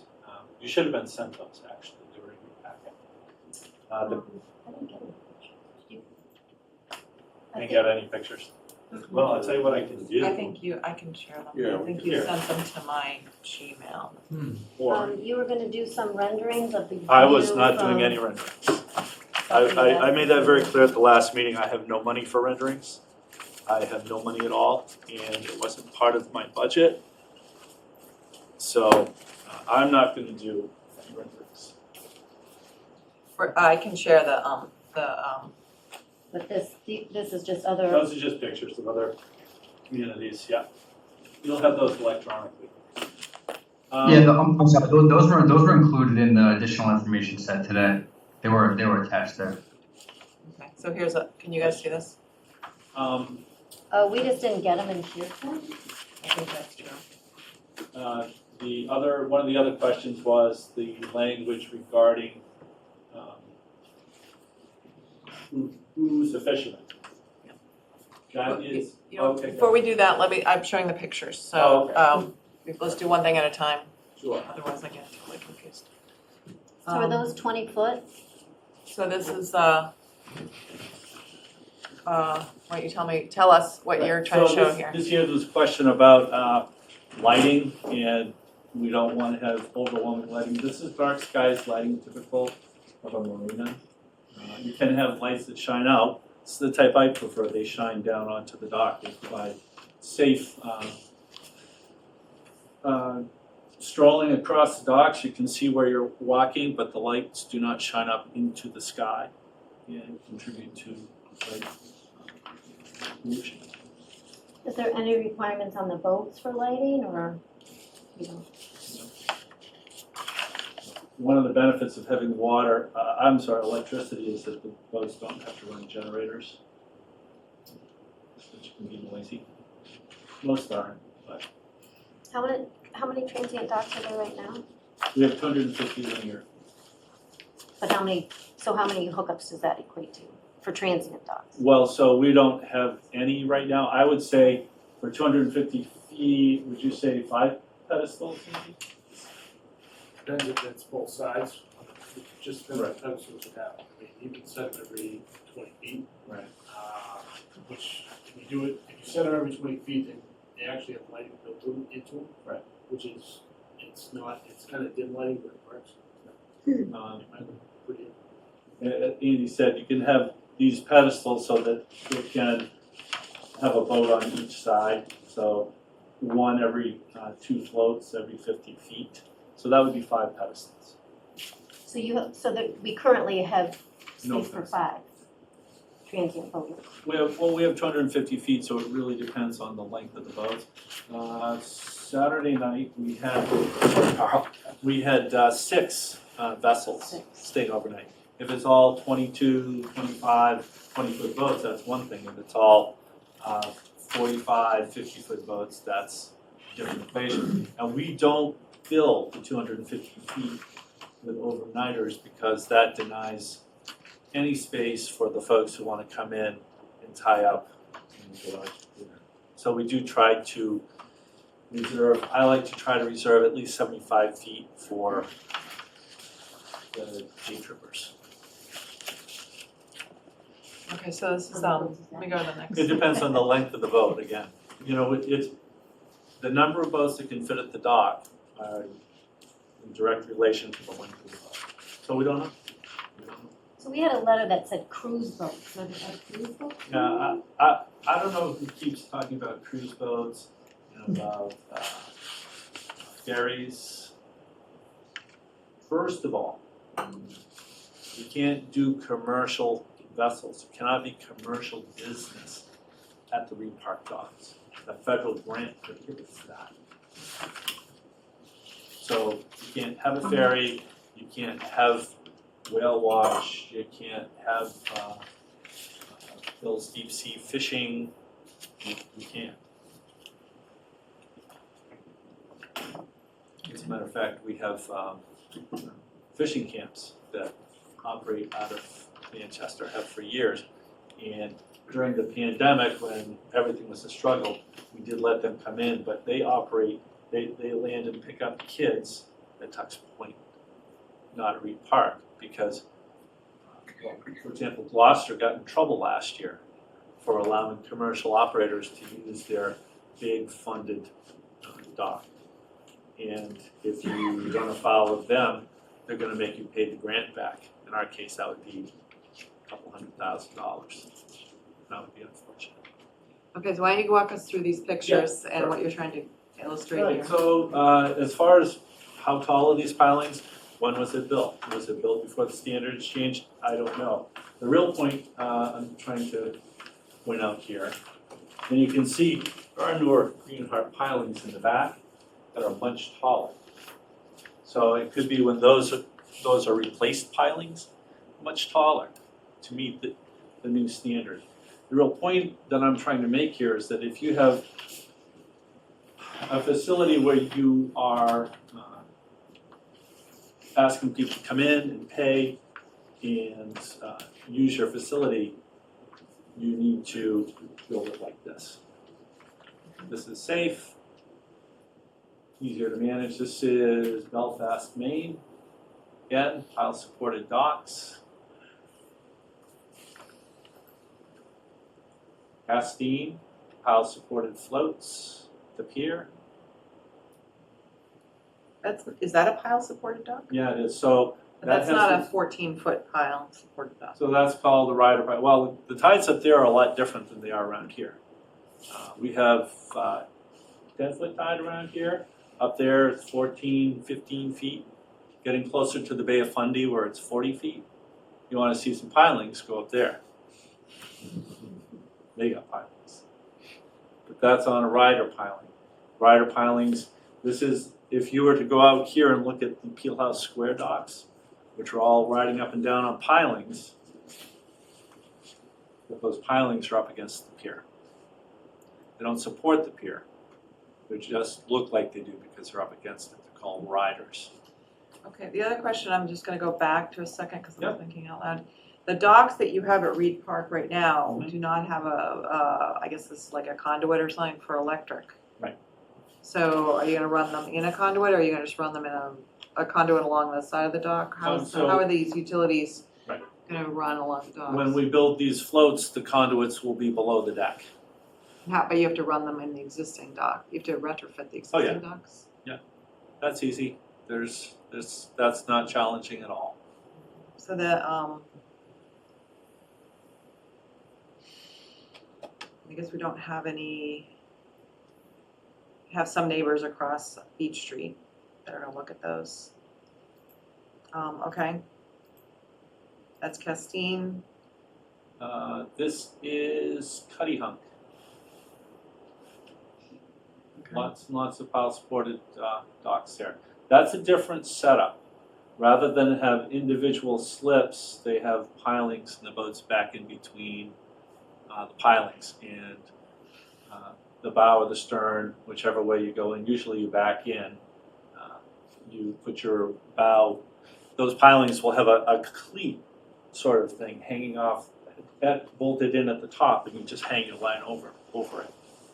So that's a different tile, but that there is a lot of pilings. Let me see, this is Southwest Harbor. Southwest Harbor, Maine. The dock's right there when you go down to the public landing. Dysart's Marina, tile supported. That might have been Duxbury. Oh, you're right. That was Duxbury. This is this is Southwest. I know because you see the two monstrously tall new pilings that are in there. I tied up next to one of those. So that's Southwest. Edgartown pilings, and they have pilings out. It's sort of a bow and stern situation without moorings, but with pilings. And Kennebunkport, Maine. You can see the Spirit of Massachusetts in the background. That is the New England Aquarium. Pilings. Those are steel. Northeast Harbor, Maine. Very tall pines, and Newport Islands. Oops, Defendants Harbor, Maine. Again, this is like Castine, those floats are on rider pilings. And Booth Bay. Great, okay. Thank you.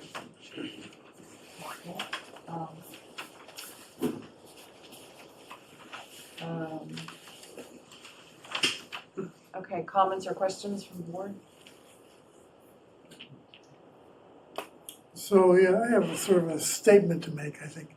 We're a land use agency, or we have oversight over land use, and I feel kind of uncomfortable trying to decide things about the harbor. You're a duck out of water. I'm a duck out of water. And there are other boards in this, and organizations in this town that do oversee the harbor, and they seem to think this is a great plan and something that's gonna benefit the community. I'm not sure the planning board has got much to say. That, what if we overrule them? What does that say about the town?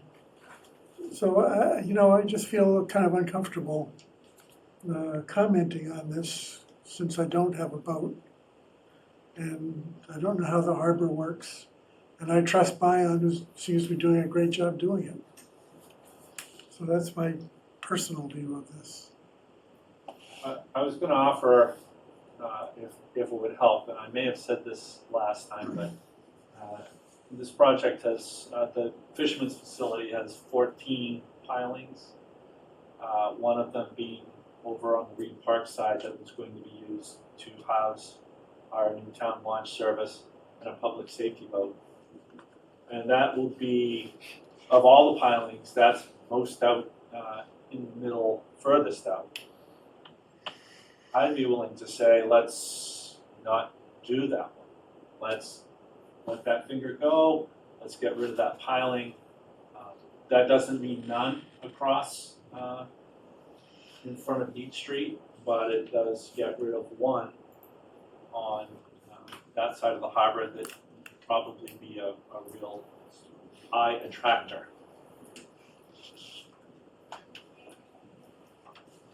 I have some comments. Okay, go ahead. So like it or not, our bylaws say for the planning board to do this, so I think we're stuck with it. I would propose actually that this goes to town meeting vote. I think when we're starting to use or ask residents for funds for a grant match portion, we'll be using town resources, and it affects the harbor, and we're not ticking off any of the mooring slips that my understanding is there's a long waiting list for moorings. This is all for transient boaters. And for the scale that this is proposing, I think from the linear feet, you're increasing it by 800% or something like that from current. I know there was an expansion in 2017, 2018. I think for those reasons, for town funds, town resources, the scale of the project, looking at mostly empty dock space year-round with 23 new pilings there. I think, when we have said in reports that we have congestion in the harbor, to increase that congestion and possible pollution along with that, I think this should be a resident decision. The planning board can definitely decide, but I do think it would be beneficial for the town long-term if we got more resident input on it. So as far as the town funding, we haven't had any of the grant-funded projects, any of the many grant-funded projects go before town meeting. And unless I'm mistaken, other than CPC on Tux Point, and then the 32,000 for the fisherman's facility. All the other funds come from the waterway fund, which is funded by mooring holders, folks on the wait list, kayak, Reed Park Dock, which has brought in $81,000 after expenses since it was opened. None of these projects have gone before the town meeting. As far as congestion goes, that part of the harbor where these two projects are had far worse congestion problems, far worse, before the initial project that was completed in 2019. That part of the harbor is now part of the harbor, as I've stated many times in many meetings, is probably the best managed part of the harbor. And with the staff out there enforcing the no wake zone, which used to be a big problem in this harbor, it's pretty civilized with the traffic coming down through here. The congestion, the biggest congestion issues, as far as I'm concerned, are out in the outer harbor. We're just gonna take comments in a minute. Sue? So getting down to, conditions that we might impose, I might have misheard you, but when we did our site visit, and we were walking around and we were talking about fuel, can you just describe what the fuel issue will be? Well, if Manchester Marine continues to offer fuel, then we'll be good. There will not be a fueling station on the Reed Park There's facility. no place to locate tanks down at Mascanoma Park or Reed Park. So if we had a condition as part of the special permit of no fuel, with perhaps a caveat that if none of our marinas offer fuel anymore, we might have to change that, but, I certainly wouldn't have a problem with that, because that would be one more thing to manage, and I frankly can't imagine. Another condition stemming from the site walk, folks were describing to the members of the planning board who were there how people who don't have boats, the ways that they come down and enjoy that part of the harbor now. Can you just remind us of how that will be enhanced for people who don't have access to the water via? Right, so I think the biggest thing that I heard and have heard since and before that site walk is the seating area down at the bottom of the ramp. If we were to put 2 or 3 similar, not necessarily as large, like 2 or 3 similar spots where folks could sit on one of those nice little benches like we have. We come down all the time and see people sitting there and they say, oh, can we see it? Of course you can. It's delightful. It's a great place to sit. People sit there in the evening, they sit there in the morning. It's wonderful. So I heard that loud and clear. Absolutely would advocate adding those spots. So that could be another condition if we were to approve.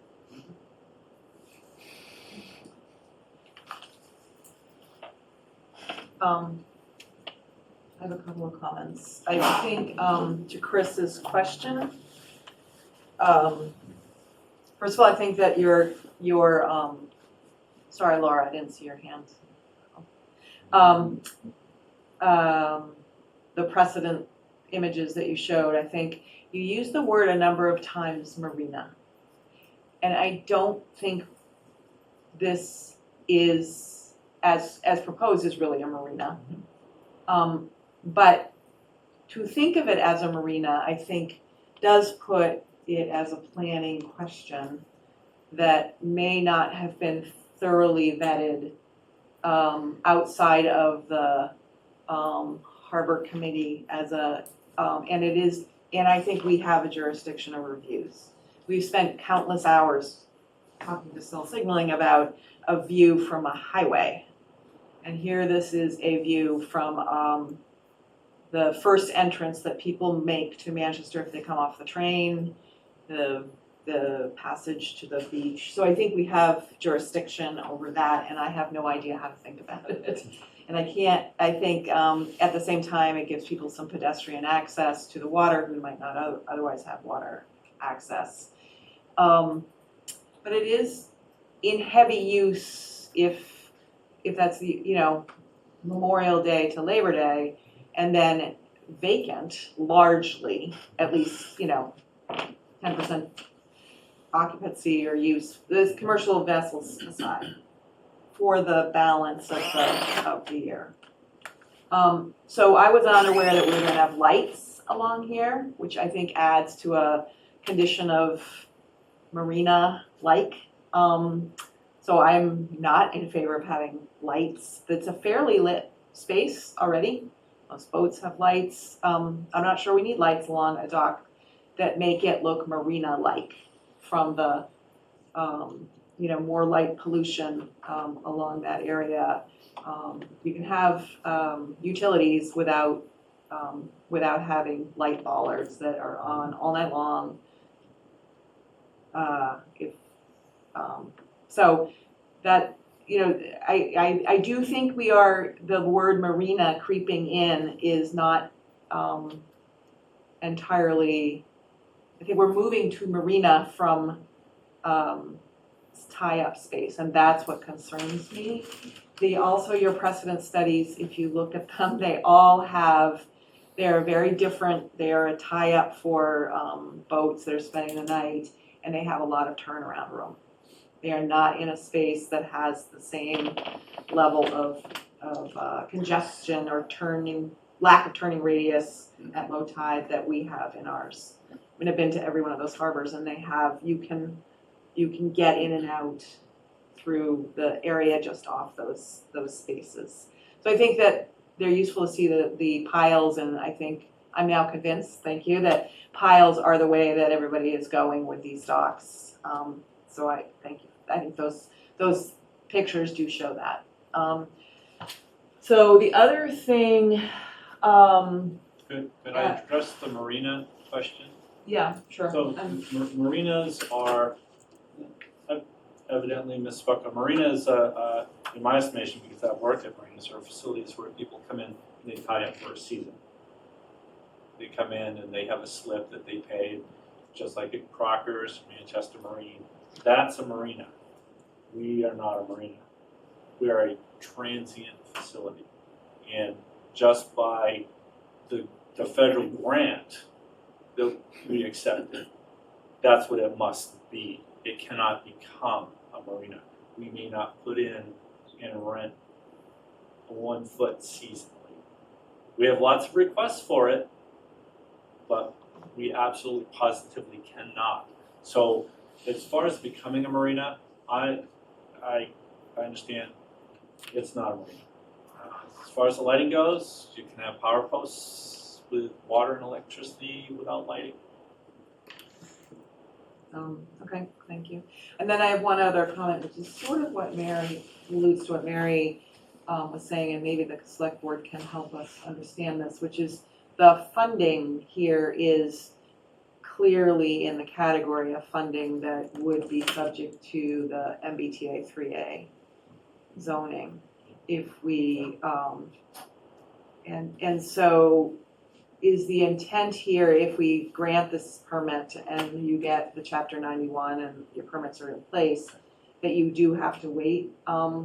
Or is the intent that this would move ahead quickly in advance of a decision by the town on the 3A? How does the timing with the 3A zoning and the grants fit? So if I understand, the town has until December to decide whether or not it's going to comply with the zoning. I'm not going to apply for grant for the town of Manchester for the Fisherman's Facility project this November, not knowing what's gonna happen in December, that would be foolish on my part. And, you know, these agencies, they frown upon you applying for a grant and then saying, oh, no, thank you. I would never do such a thing. So as far as that funding goes, that piece of funding, that's the one to pursue for that project. It wouldn't be pursued until the town made its decision one way or the other. Obviously, if it made it one way, we would apply. If it the other, we would not. Okay. And then my concern with that is that the 3A zoning question is complex and important to the town. And now if we're making a large project that may have also itself be not entirely unanimity about its merits, then we're putting a second issue on the MBTA zoning vote. Do you see what I'm saying? You know what I mean? Vote no for MBTA zoning because you don't want the dock. I think it's Yeah. complicating things. Is that crazy, or am I nuts? I don't know. I just worry that unfortunately these two things are on a collision course. But okay. So in terms of timing, that's helpful. Any other questions or comments from the board? We're gonna take Laura. Oh, Laura. Sorry. Yeah, thank you, Sarah. Two things. One is I have some concern with pushing this to town meeting in general, not the conflation with the 48, but rather just as kind of a precedent for a way to get business done when the town is trying to avail itself of grants, and you know, to get its business done, and sort of taking this out of the boards. So making a kind of exception for this project to take it through town meeting rather than through the boards and the jurisdiction that the boards are given gives me some hesitation because of that. I mean, there may be, you know, grant funding windows that don't coincide with town meeting and those kinds of things. So that was just a consideration. And then the second one is if there are possible conditions that have been sent to Mark or that Mark has been keeping tabs on, could we go through those tonight and just sort of talk through their merits if we were to grant this application? Thank you. Yeah, why don't we do that? So I have a list that I've been keeping. Okay. So, so the first one is, we just discussed, a fuel dock is not permitted if another fuel dock is operating in the harbor. Rafting of boats shall not be permitted. No boat washing shall be allowed. The town tree warden shall be present during trenching through Reed Park to minimize any damage to tree roots. Disturbed areas of Tree Park shall be restored after construction. Dock lighting shall be low-level dark sky compliant lighting. And additional seating area shall be provided along the backside of the dock, provided it does not obstruct routes for dinghies to maneuver.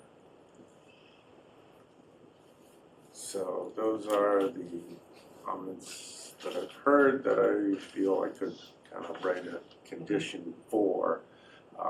The only thing to kind of, something you perhaps could do for the dock lighting is to have them on like a timer button. Yeah.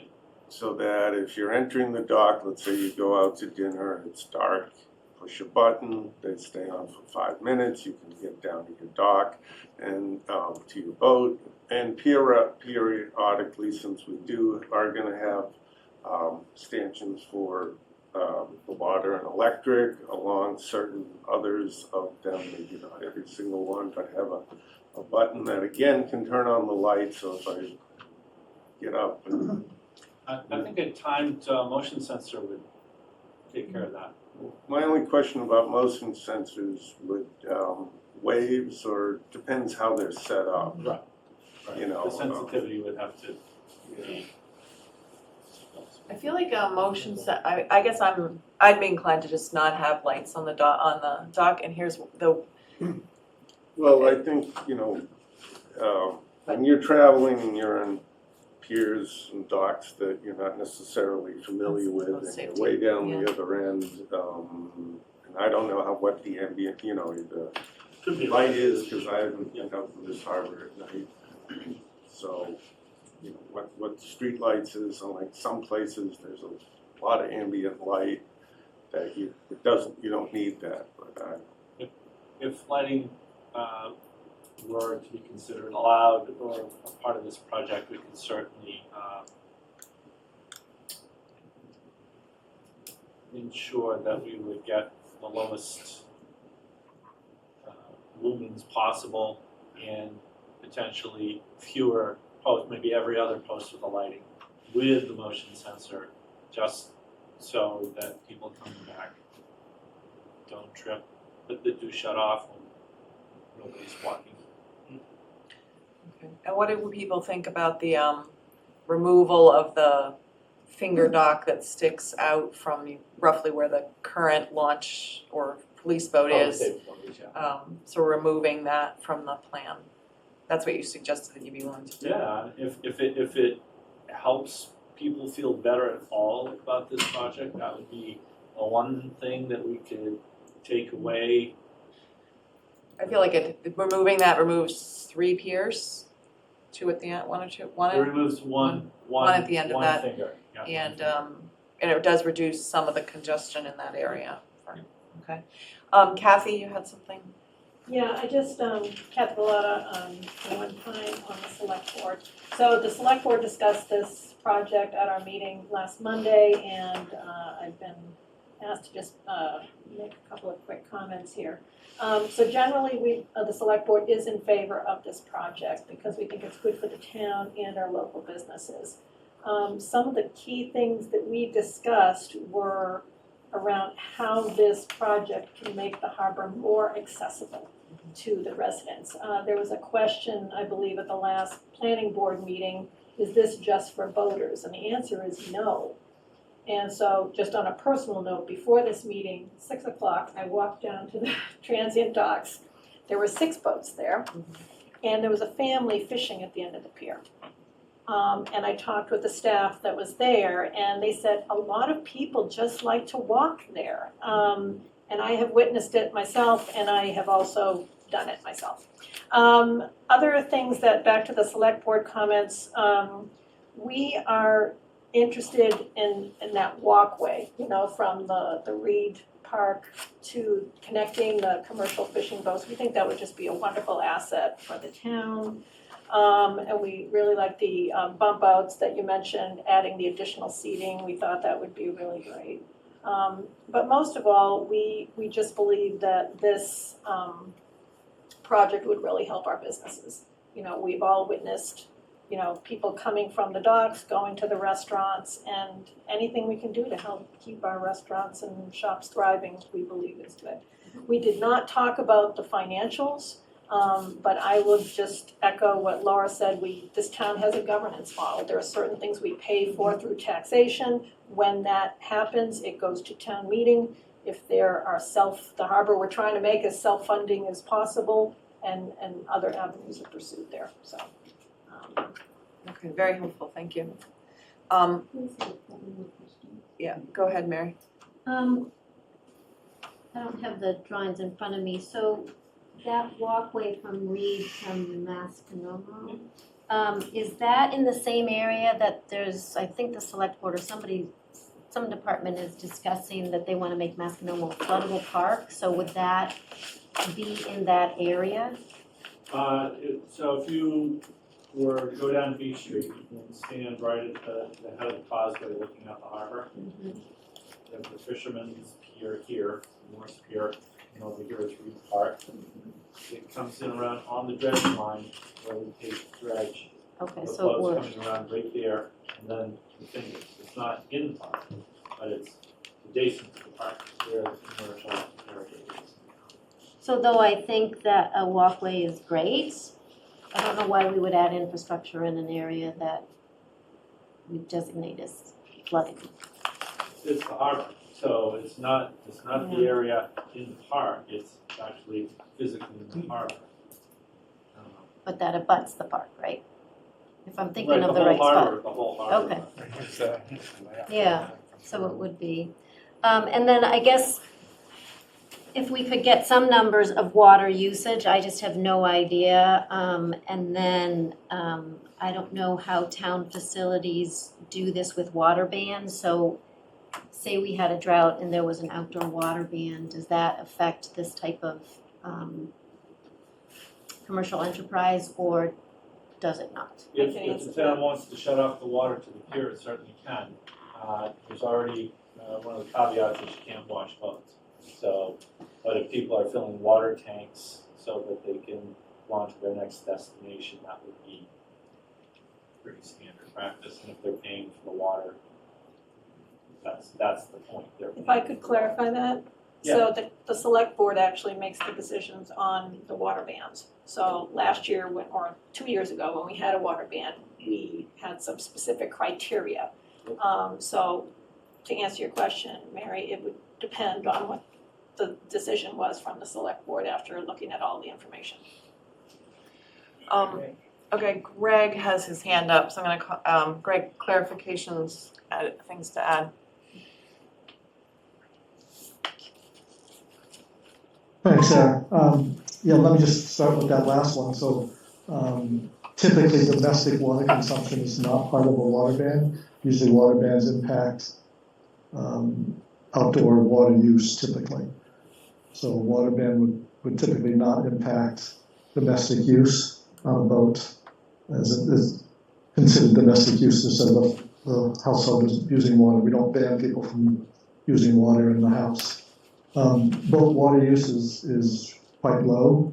You don't have, you're not flushing toilets at 1.5 gallons a flush on a boat typically. So those water consumption levels are quite low, but we can get some statistics on those in the future.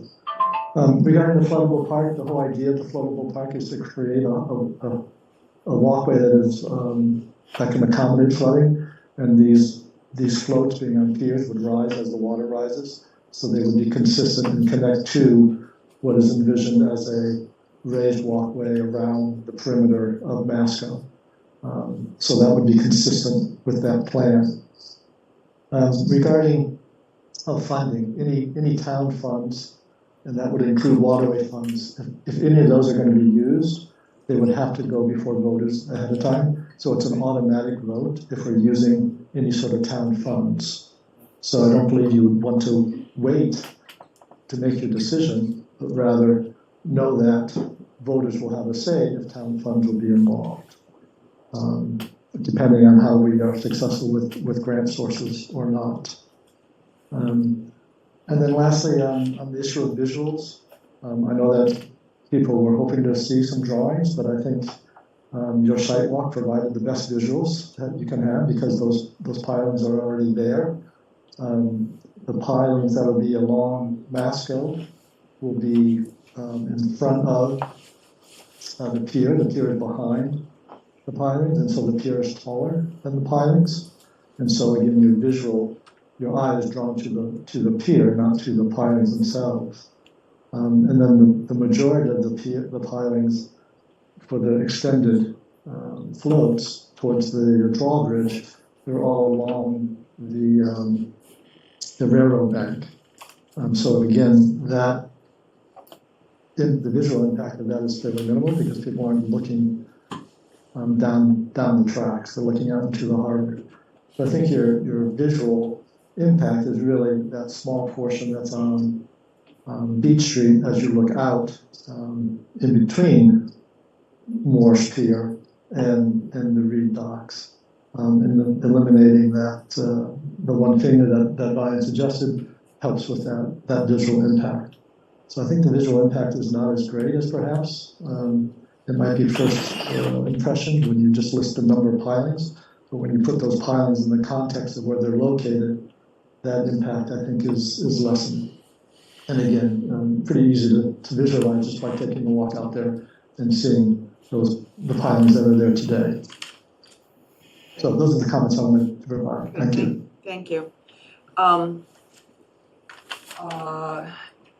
So other comments from the board, questions right now?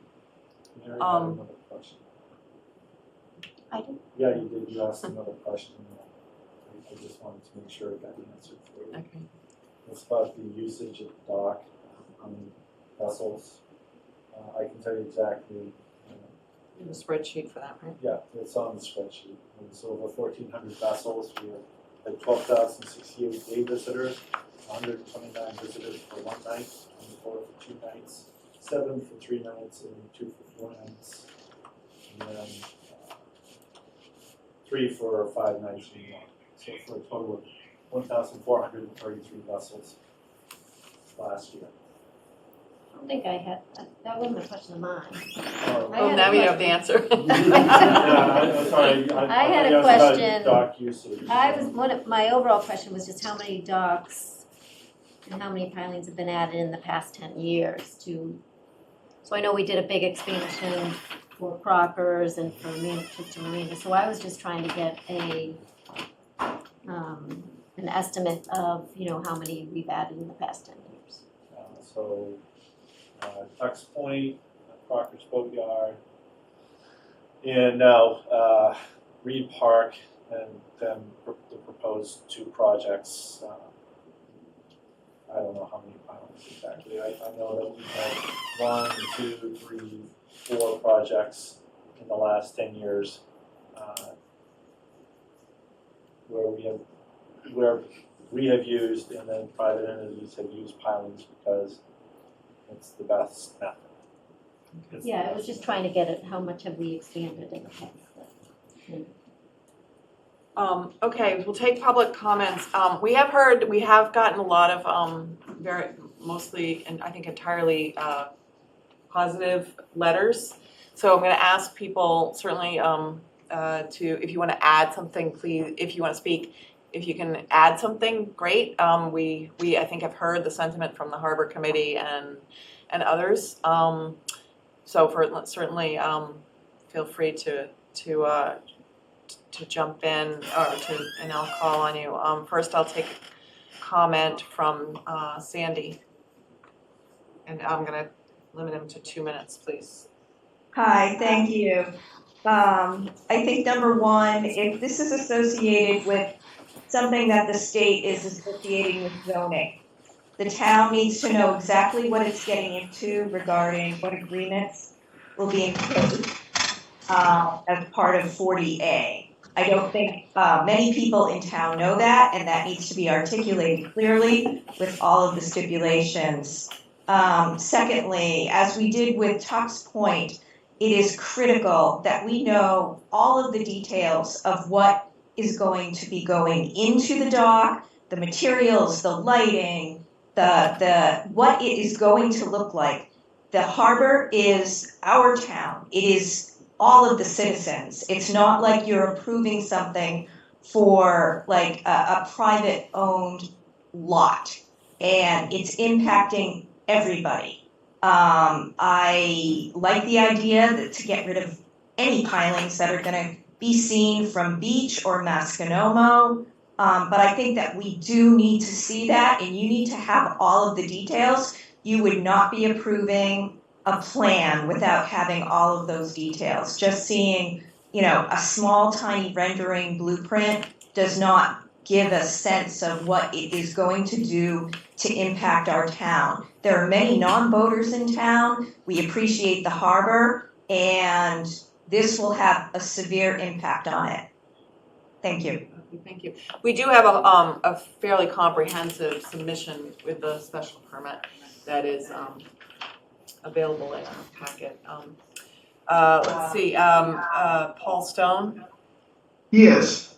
Hi, I was at your walk the last time, and I just wanted to talk about the lighting question that you had.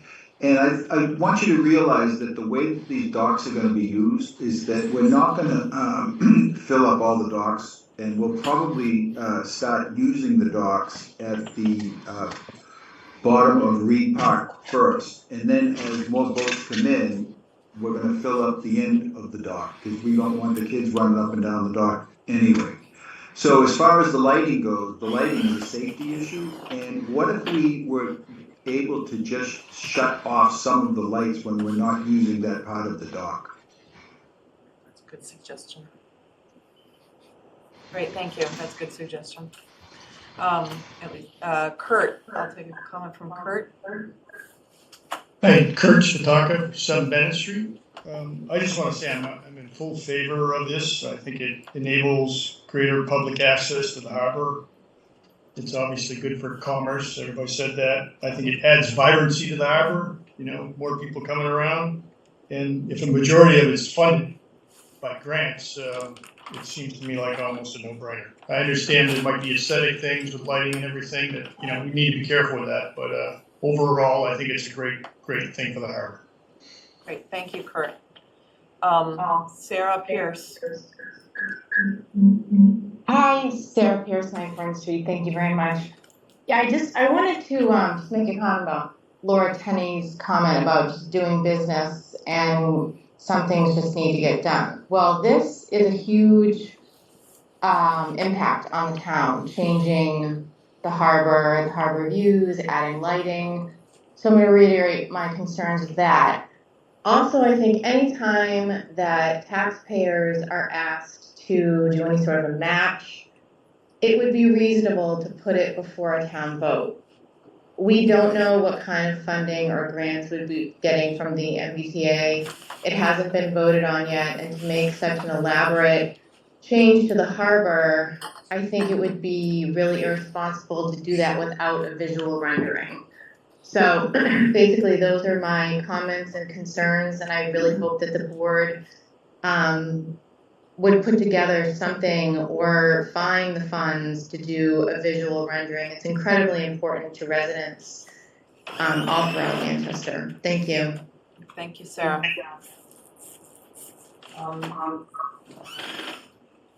Sir, can we just clarify one thing? Yes. There is the only connection between this harbor plan and the MBTA zoning. Right. Is that if we don't pass the zoning, we won't get any grant funds. That's the only condition. Yeah. Just want to make that absolutely clear. Thank you. Any other comments? Can we do one last question? Have we asked the police to weigh in on this at all? And again, just because it's a expanded new neighborhood down there, if you say we have about 5 or 7, if you adding 22, that could be, 30 people, 30 families, 30 whatever. So I'm assuming the police monitor the harbor, correct? Yeah, so the police and the harbor department work in absolute conjunction together. And as a matter of fact, our new deputy harbor master, Andy, is headed off to the academy September 9th when he gets out middle of next winter. He will be a police officer himself, a full police officer on the harbor staff. There's it's a perfect dovetail between the harbor and the police department. We worked very closely yesterday during the festivities at Sand Dollar Cove, before, during, and after. There's absolutely no issue about security with the police department and that part of the town of Manchester.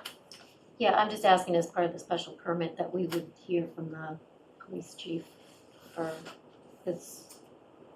So his signature of support is actually on a letter of support for the fisherman's facility because he is a lobsterman.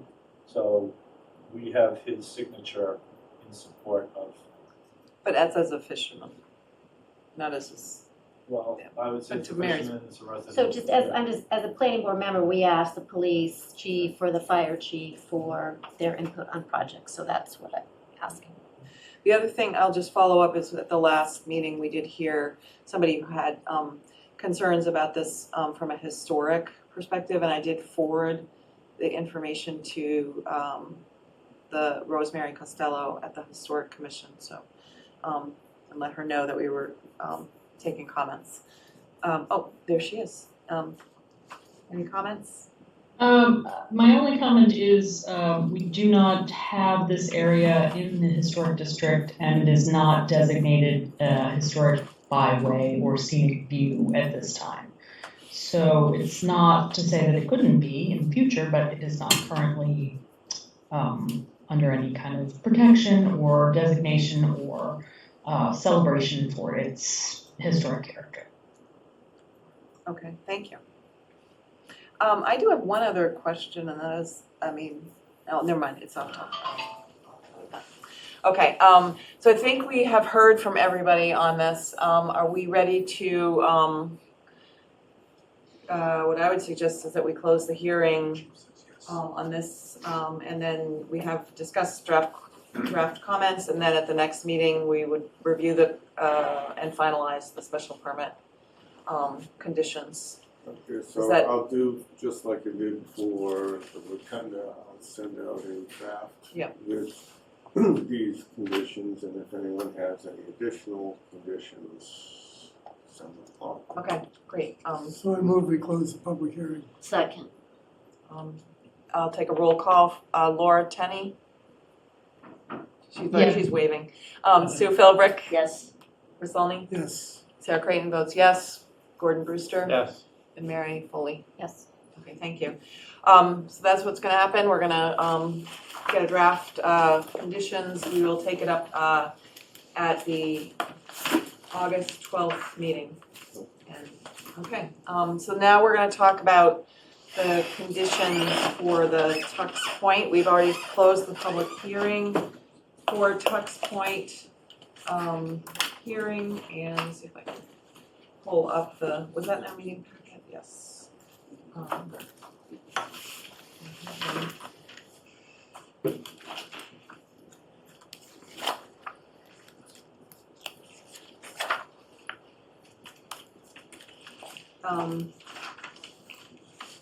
So I think Mark, you wanna just walk us through, so you want me to pull this up? Let's see. So let me just pull it up on my computer so I can read it, but basically,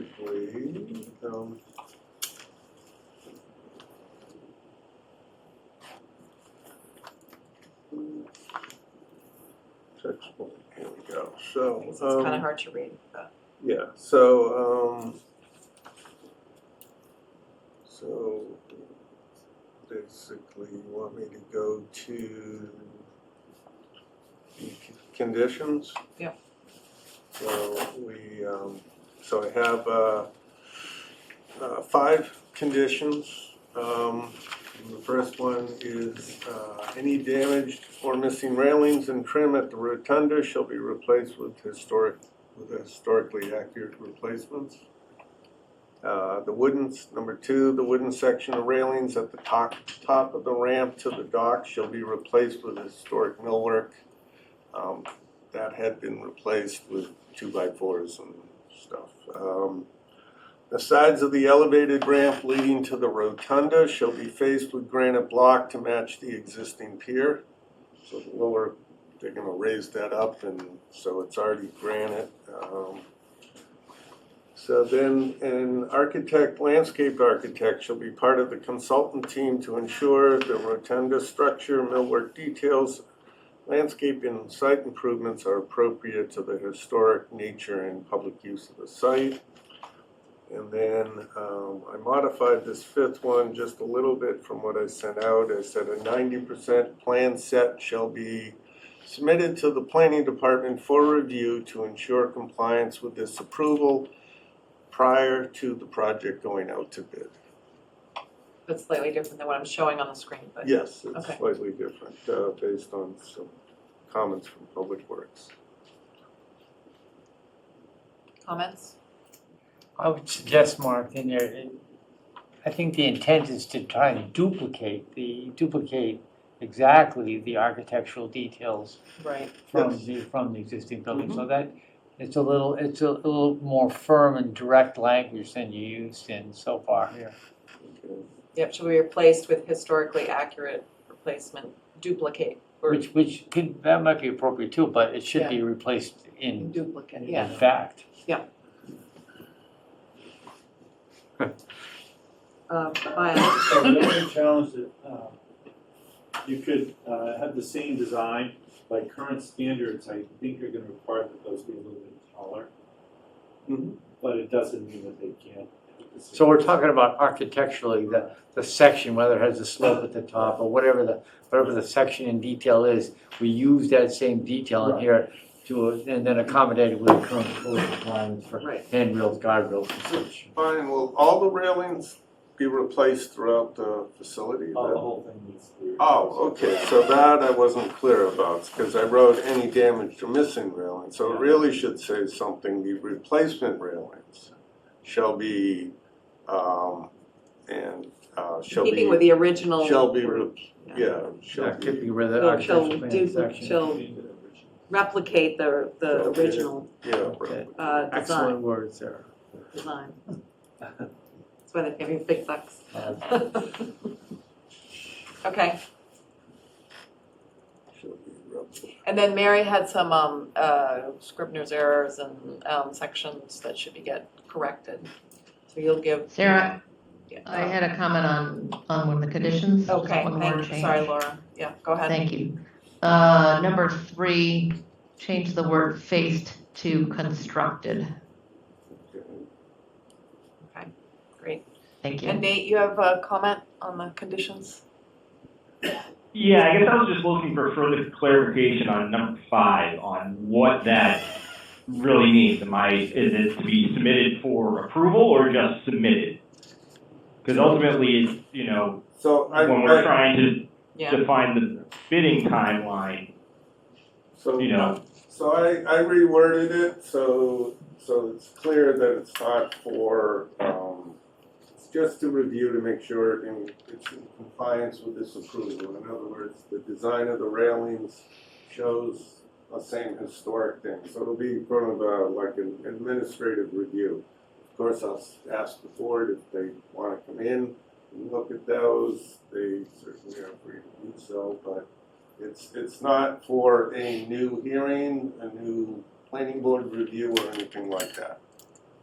So I tried to okay, make so, it, we can set like a, 2-week or, a 2-week limit on from when I send to receiving comments back, because yes, I think in the, when we try to set up the bidding schedule, that's something we need to consider and when we're Yep. going for bids and, we're hopeful that we can, we have received all the permitting back, so we're hopeful that we're going out to bid this fall for construction potentially, over the winter into the spring. So just, if it's 2 weeks versus a longer duration, then, that affects how we approach it. And Nate, there's no lighting, I think we talked about this in the site walk, right? There's no lighting additional, in Nope. the structure, right? Or electrics or anything, okay, Yep, nothing, just, matching, okay, just raising it. great, just. Okay. Okay, Mary, are your, any substantive comments that we wanna make sure we get? Well, the bylaws referenced are incorrect. So the first one, pursuant to section 4.1.1J, it's actually 4.2.F.1. that was what was in something, 4.1, what did you say, 4.2? 4.2.F.1, so that's the use table. So we're referencing the use table, correct? That's where we have Okay, the- I can check that. So the use table is where we have the chapter 91 stuff. Mm-hmm. And then on the last page, for the appeals, it says to reference 6.7.8.2. We don't even have a bylaw like that, so it must be in section 12. It's in section 12. Oh. And then there's just some typos. Do you want those now, or? No, you can send me those. And just out of, you think I would know this by now, but is Tux Point considered the harbor? Well, Tux Point is certainly over the harbor, the rotunda and walkway. But the facility is under Park and Rec. I just, because it says in here, public access to Manchester Harbor, and I always think of the harbor as Green the Park. harbor part of the goes- harbor. Yeah, the Part of the harbor harbor. goes all the way. Yep, definitely the harbor.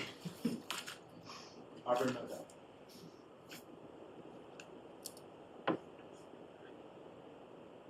I think appeals are part of state law.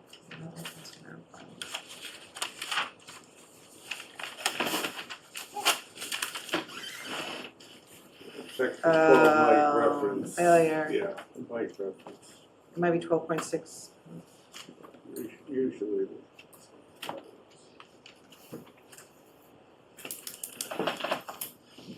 Decisions. Appeal, 12.8.7 is appeal. And it's, should be bolded, but it's not. So page 118.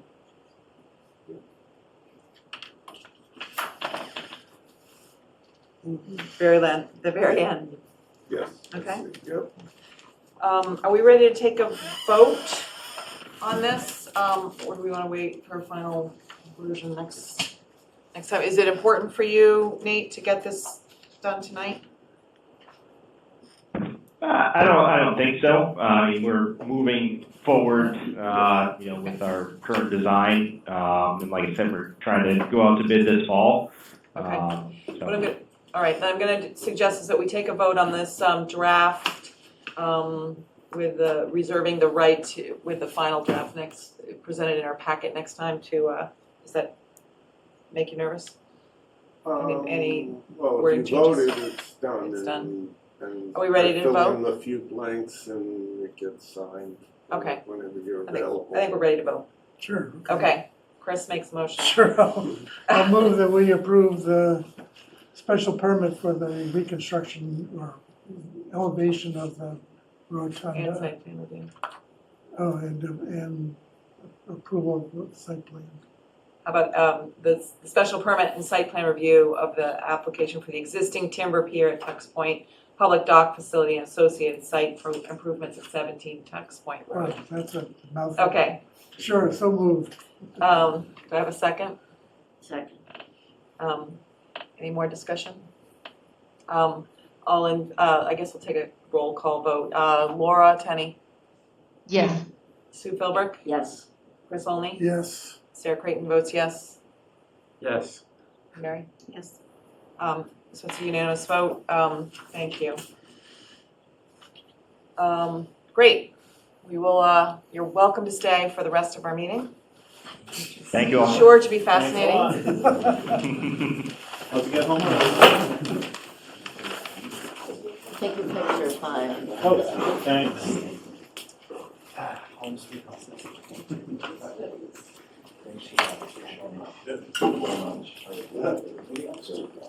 Okay. Great, so,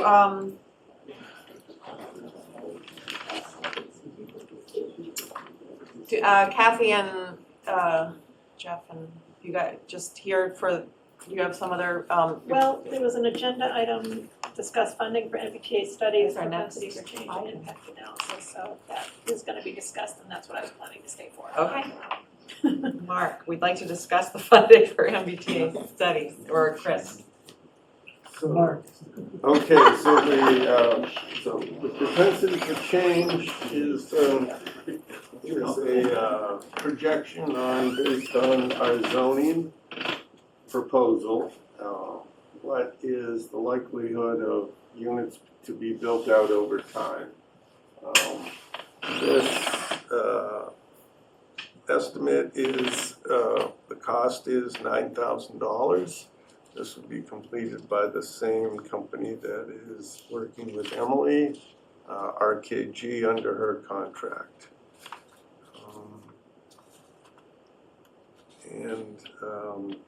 So that is the propensity for change. And the fiscal impact analysis is, I believe that's $16,000, and that would create the analysis to see what the increased cost is to the town to provide services, offset by the cost of, or the revenue that the town would receive from real estate taxes and other fees on the development. So that would be $16,000 for the impact study. Sarah, may I ask a question? Of course. So the idea of propensity for change, it took me a little while to figure out what that meant, but is someone now going to analyze what the bylaw changes would mean to the town in terms of development of the properties in those various areas? Exactly. So if we were, let's say, we had a lot of undeveloped land that we were zoning, and that was the area for our high-density zone, there would be a higher propensity for that to be developed because landowners could just sell it off to developers as well, it'd be easier. But the second study, the impact study, would have a likelihood of a greater impact to the town because it might be built in big chunks. Yeah. It might get 100 units and then 150 and then another 100, right? Until you got to whatever number. So we need 558, I believe. So you would, but if you are doing along the lines of what we're doing, which is zoning areas with lots of, that's already developed with lots of houses, a lot of multifamily buildings already scattered amongst that, some big apartment complexes also in there. So the likelihood of that changing is any significant number all at once is really very low. So it will be just a slow incremental change over time. And so this company has built a model and studied other rezonings in order to develop a method in order to evaluate based on a community's zoning proposal what's likely to happen. Will it be, forgive me for asking, but remember when you and I sat for a couple hours and we did actually some drawings of what it would mean for X plot of land with their property, but is that what they would do? They would do that evaluation over time, the likelihood this would happen? Yeah, they don't sit there with each property and sketch out what happens like we did, but they have a method to kind of evaluate based on how big the properties are or how many lots there are in a certain zone and what's the build-out analysis show for the maximum number of units, what will happen over time. So interesting. Yeah. Have they had a track record? Have they just been doing these since the MBTA zoning, or have they done them over the years as build-outs? That I can't answer that question. I don't know the history. Sue can answer it. I can fill in a little bit. So I first heard about the propensity for change model when I went to a day-long training out in Worcester. And the person from RKG who supervises these studies gave a presentation. And I thought it would be helpful because, I'm not good with all of the terminology and the methodology, but if you look at an example, which you can actually on Needham's town website, they paid for every study you could possibly have. Like, they have a lot more money than we do. They have 32,000 people. So I printed out their propensity for change model, and what I found is interesting was that for the section of their proposed zoning, which, it's not the same as ours, but the section of their zoning that includes properties that are already existing, the model determined a potential build-out of 12% of the full build unit capacity. Now, obviously, they need much more units than we do, but that's helpful. You know, is it worth $9,000 to come to that? I don't know. What they do is they use the assessor's value of each parcel, current market value, and then they determine based on current construction costs and whether or not people like to build in your town, and just all of those kind of factors to come up with the delta between the possibility of someone being able to make, I think they use a 15% profit. Yeah, I just looked at this afternoon, but I think it's 15. Yeah. You know, if a developer can make a 15% profit, then it gets a certain score. If there's not the possibility for that, over a certain period of time, there's little chance that it's going to be developed according to their model. So I thought it was interesting. It might be helpful, but it is $9,000. And do they include, so we haven't yet decided if it's a 10% affordable or a 20% affordable, have we received that? That's a different study. Okay, so will they model both? Will they model both scenarios? Whether, Didn't we already vote that funding in? no, but would they model the because it seems to me that the propensity to change I think they did do that. could vary depending on how much affordability is required. That's true. Because your profit is lower if you have a 20%. Yes, yep. 20% affordability. They'll look at different scenarios. If they would. Yeah, okay. The other thing they do is when you look at the impact, the fiscal impact, they assume that affordable housing will have slightly more children, slightly larger family sizes, and that impacts the cost of services that the town provides. It's not a big change, but there is some. Yeah, okay. Yeah, so that one, they interview the school, they look at the class size. I mean, I just looked at that this afternoon. It's 89 students, only 89 students in our senior class this year. They look at the school, they interview people at the school, they fire department, police department, they look at the tax rate. I didn't review this one quite so closely, but all the town departments. Well, certainly we've heard that people want to have this kind of analysis. And I think the concern is there's a lot of inputs to challenge and and there would be people would challenge everything. So it's plus or minus. But I think it's really helpful because. So, for example, we got a letter from somebody who said, oh, well, each of these units is going to have 2 school children. Right. And so, let's say the average unit for an apartment is 0.4. Mm-hmm. You're going to now have a study that says, based on, apartment development in the Northeast, is 0.4. Right. Children per unit. So maybe it's reality it becomes 0.5 or 0.3 or 0.3 because we're an affluent community and people are going to buy units or rent units for a lot of money. So you get a slightly different number, but it'll focus the conversation on a range that's more focused in reality than misinformation, scare tactics, or people just guessing.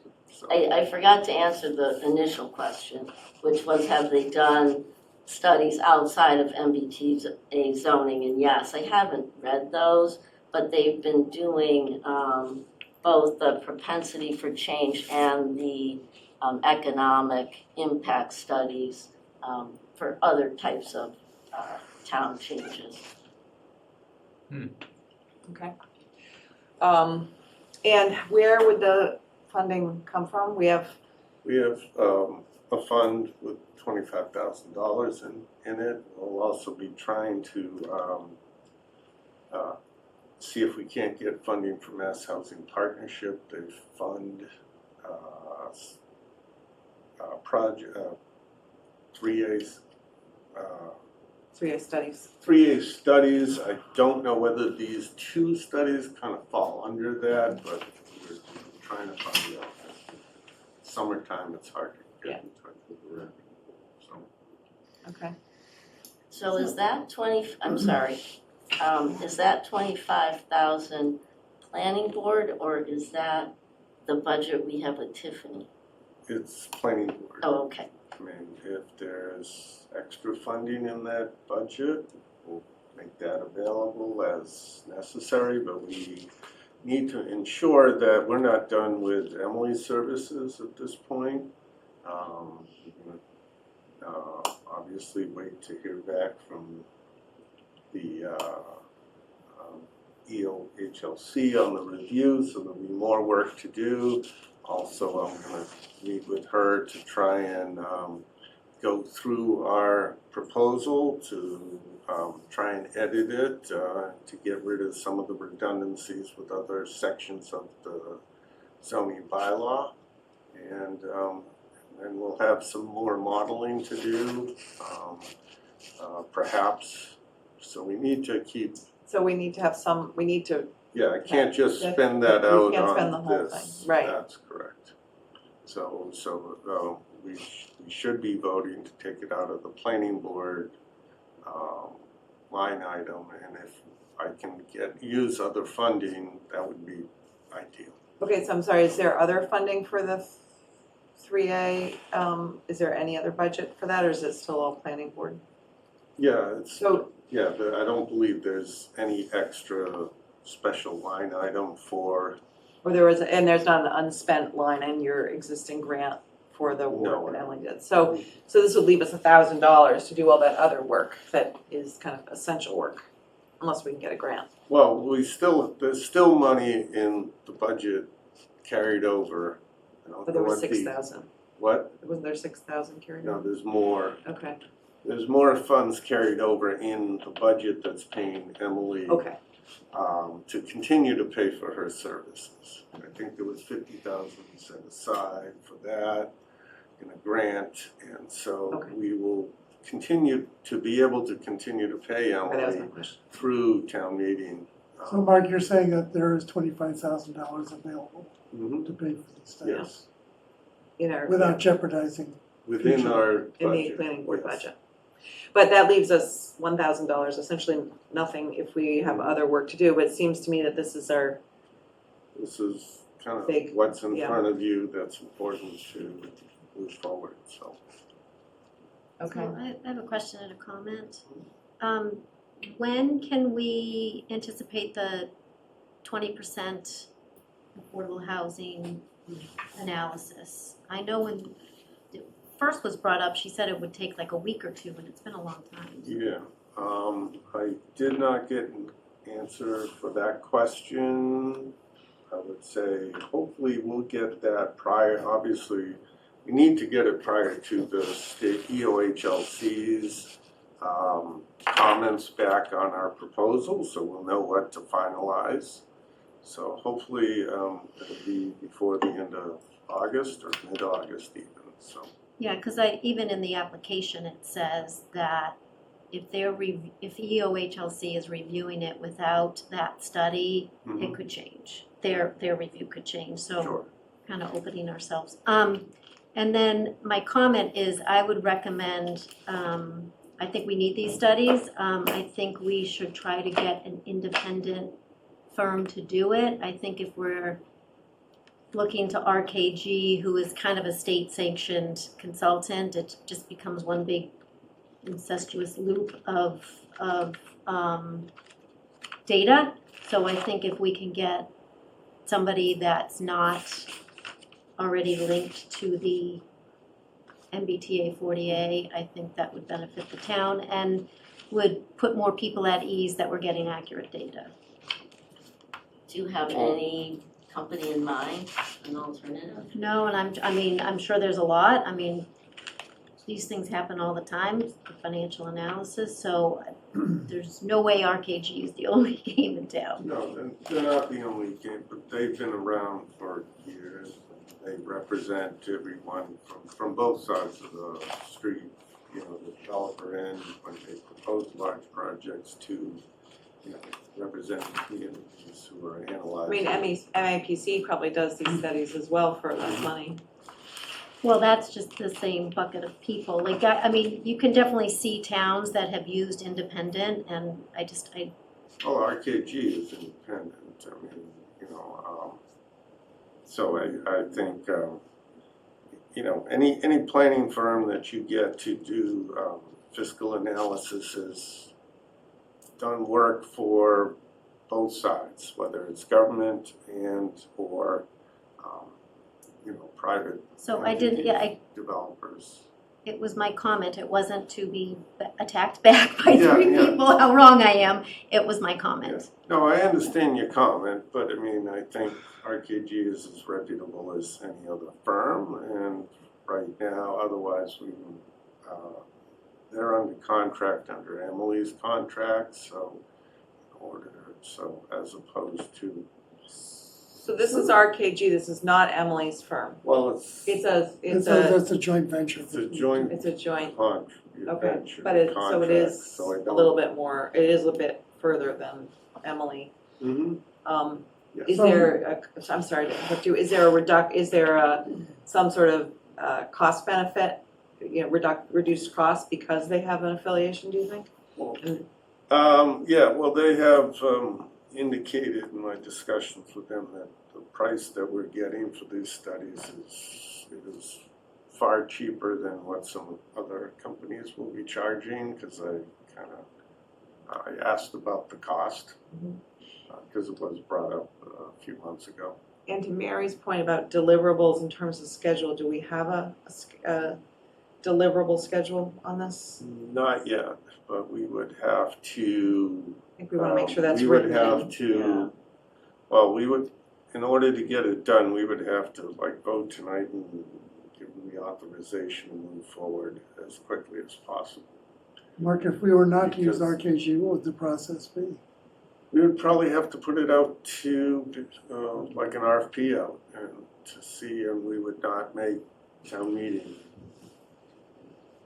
Get it done in order for town meeting, so we wouldn't have the information. And why wouldn't we have to do an RFP with RKG? Because we already have Emily and RKG under contract, so it's just an amendment to the contract.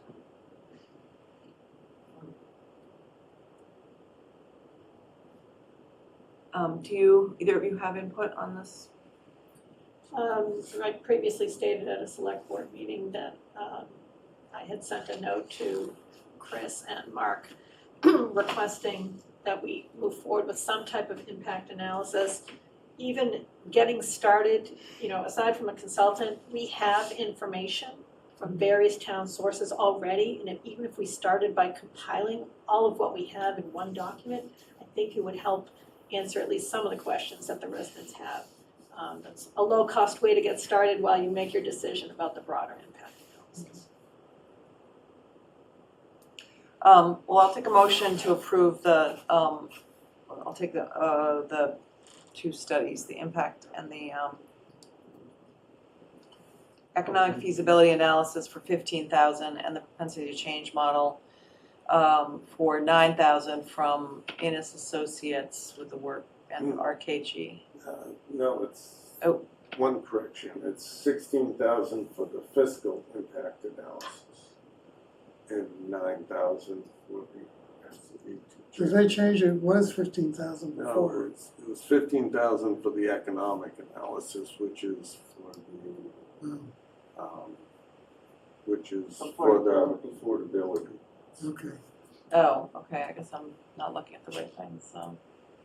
Well, I guess hearing that, we should finish the motion part before we discuss. No, well, let's make sure we get the right motion, so, No, clarify. My comment was, I'm a little worried if we don't have a timetable. Yeah. that will be useful to us. Well, maybe we'd make our motion to approve these subject to their ability to complete the studies by whatever date, a set date, whatever that date is, but tonight. So I believe they said the fiscal impact is gonna be kind of by the end of October. So it won't be fast. They are buried with projects, so it'll be the end of October for the fiscal. They can hopefully get the propensity to change done sooner. So, but they didn't give me a End of October seems That doesn't, yeah, like it doesn't help I'm us. not comfortable with that. The propensity to change, do we know when they have that No. done? So perhaps we can reach out to some other firms that might have capacity that aren't doing all state analysis. As a suggestion, and I just, it's baffling to me that, so how much are we paying Emily, 50,000? And then we're tacking on another 40,000 to do the real financial piece of it, and that's a lot. So now this is almost $100,000 endeavor to get some data right before we're gonna vote.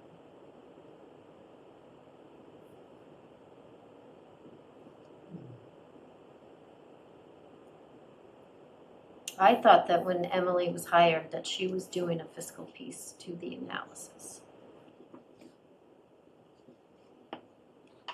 Well, I don't think that was I don't have her scope right here, but that wasn't in don't her think it was initial in there. scope. But I do think that we need to have the data before timing, if they can't get it to us before we go Right. to a vote, then that's not really very helpful. Well, and it's not even go for a vote, I mean. We're getting the we need it information a out, good right. month before, Right, so that people people can have the understand it chance, yeah. and question the assumptions and all of that.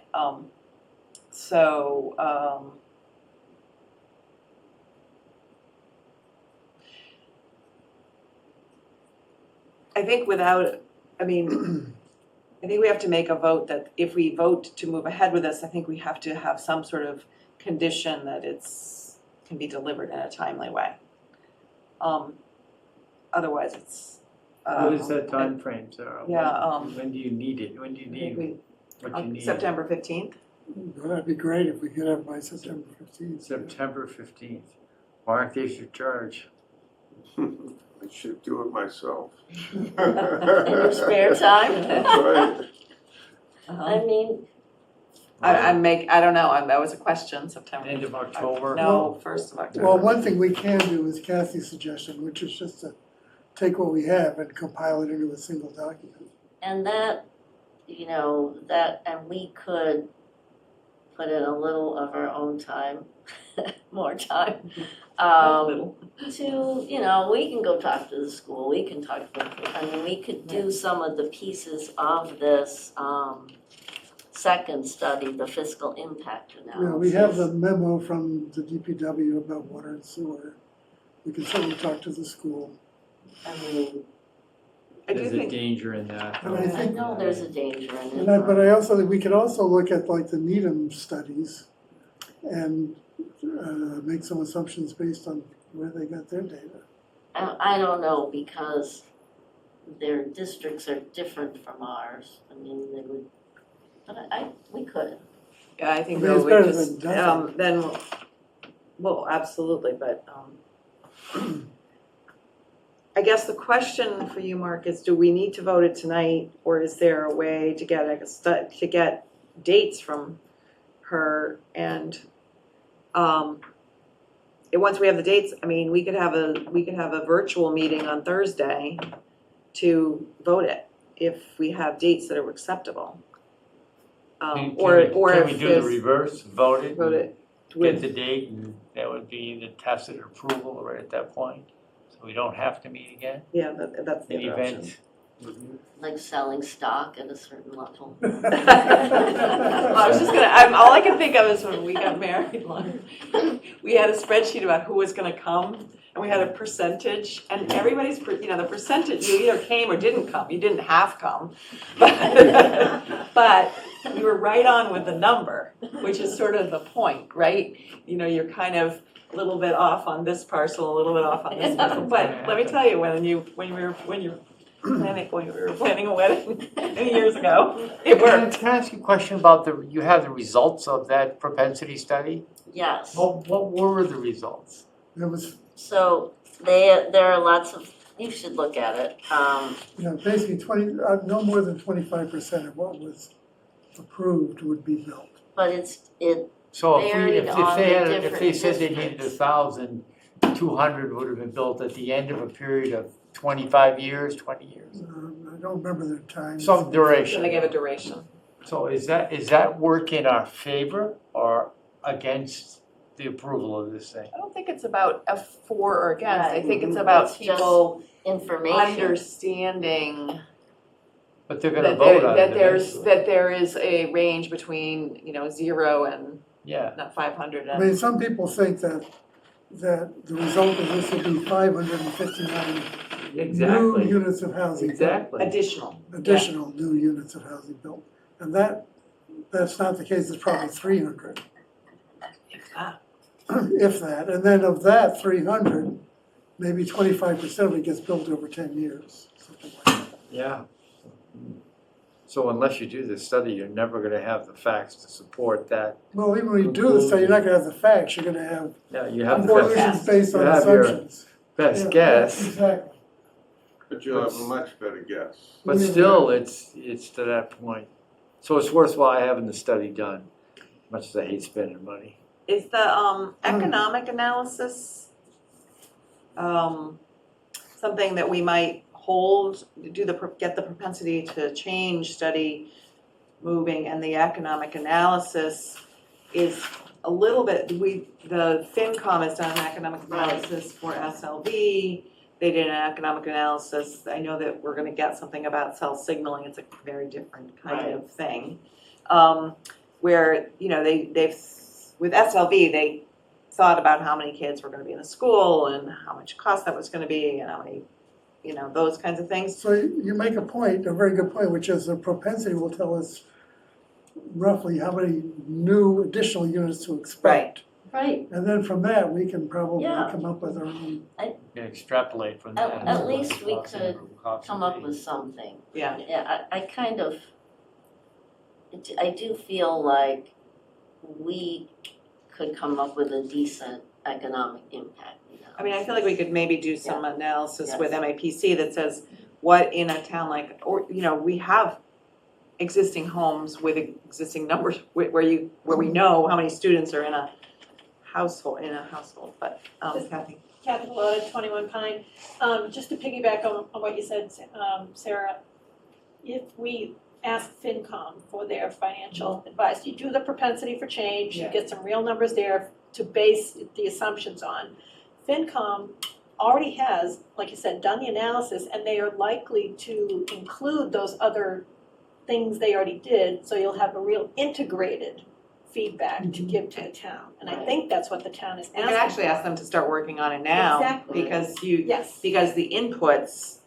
We have a lot of stuff yeah, already, it's yeah. just about getting it Yeah. together, so the residents don't have to look in 10 different places. Right, but I think the propensity to change is really the That's really important piece. So I'll tell you what, I'd like to make a motion that we move ahead with the propensity to change study at a cost of $9,000, conditioned on it being presented to us by September 15th. I'll second that. Okay, any other discussion? And this is for Ennis Associates and RKG. This is our RKG. Okay. I think the fiscal impact analysis is highly important for residents to understand if there's a financial impact, if there's a tax rate increase impact, if there's, things can be patchwork together, but I think it needs to be, in my opinion, professionally done. So, why don't you find out who else we might ask? Or why don't we all think about that? I mean, I can ask MAPC To and do what? Just to do the economic analysis. I'll do the economic. Well, and again, my point would be to get away from the MAPCs and the Well, I was state. simply saying as one data point, MAPC is a cost-effective data point, and they do a lot of these studies. I'm not always a fan either, but it is another alternative, and perhaps we might find other alternatives.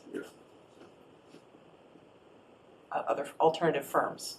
Okay, so we have a motion to move ahead with a propensity to change the deadline of September 15th. Maybe, can I offer a friendly amendment that we have a strong working draft by September 15th with a final draft by October 1st? Sure.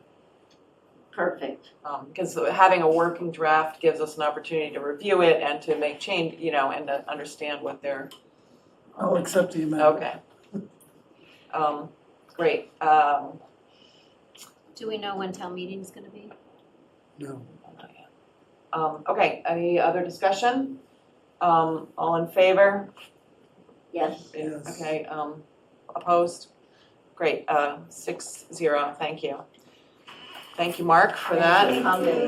Okay, thank you for coming. Thank you. Thank you, good luck. I have one thing, Sarah, Yeah. before we move on. Is this the kind of rendering you want to see? Yeah, that's what I want to see. Is it as simple as this? Yeah. That's our brain. Can I just? Can you do it? No, I can't. When I left the business, we used to do stuff for Yeah. proposals that would look like you were living in the building. I know. But you want me to call Nate tomorrow and talk to Foth as to what? This is a really simple rendering. This is not magic. And we just want that view with the wharfs in there. Yeah. Maybe boats too, but can I Sure, take this on my own? Yeah, sure, All right. There may be a cost associated with it. I'll find out Yeah, I what it think we're is. kind of, it sounds like we're kind of moving ahead toward that no longer being, it sounds to me like we are moving ahead toward, We don't need this? what do people think at this point? I don't think you need it, but this is me. I think residents would like to see it, but. Yeah, I agree with that too. Well, the thing is, we can't really use planning board funds for something No, I don't- that you're reviewing. So, I mean, it would Right. kind of be inappropriate to do so. If they had talked about doing, well, what if we took a photograph and then we That's all this is. And, yeah, Right. and we kind of, and they could do that inexpensively, but, they Wow. didn't bring that Yeah. forth, so, maybe we can, between the two of us, we can. I'm just gonna jump on we it can- first thing in the Yeah. morning, Mark. Okay. Before you're here, I'll already be there. Yeah, we can You can push have a them conversation. I think it to would be- perhaps, even if it's a rough visual, I think it'll help. Yeah, just a Yeah. simple image. I think, yeah, okay, great, thank you. Okay, discussion, liaison committees, I'll start, the Harbor Management Committee is still struggling to reassemble. I did try to get our consultant, Urban Harbors Institute, to come, we're trying to get them to come to a sunny Saturday, mid to high tide Sand Dollar Cove event. And Sunday. With reggae music. Sunday would have been, I tried to get her to come on Saturday or Sunday. I'm hoping that there are pictures. I tried to get, there were 200 boats in Sand Dollar Cove on Sunday, but it was, I wonder why I don't go. what? I said, no wonder Yeah, why I don't don't go start. there. Yeah. I go the other way. But it was quite, anyway, so we're trying to get, the problem is, she's gonna come out of Boston and, you really have to kind of see it to believe it. Yeah. And so if anybody knows, if anybody has pictures of, a drone footage or something, it was all very peaceful and festive. But, There were some medical emergencies, oh, were there? but, yeah. One time you get a lot of people. Yeah. So is that, are you saying it as a positive or a negative? I'm simply saying it as a fact. I'm trying to figure that out too. I think it depends on your perspective. I think, but it's simply in terms of harbor use, in terms of anchoring on the bottom in terms of waste and human waste and, you know, Sounds great. and safety Yeah. issues and navigation issues. I think our Urban Harbors Institute has taken, the consultants have taken a lovely boat tour on a Tuesday afternoon, which is quite different than Yes. Sunday. So at this point, that's sort of the next action item, is to get them here on one of those days, which is hard to do. Anyway, okay, CPC, So we had our organizational meeting at the Chowder House last week, and nothing really happens until September when we announce the availability of grant funds and ask for applications. It's gonna happen during the fall. okay. And I did learn something about CPC, because somebody asked me about a CPC, and in general, we don't take anything off cycle. That's correct. Okay. Which I guess I kind of knew, So, downtown improvement? That's That's me. you. I'm sorry, you're looking for an update of what we talked Any about? updates? Yeah. oh, It's not, basically the meetings are rehashing from other groups. We learned about what DPW is doing. We're doing a little bit on the downtown improvements, literally the downtown improvements, changing curb lines and putting that kind of stuff in. But that's all tied up in a tight knot with what's happening at the culvert replacement. Oh, yeah.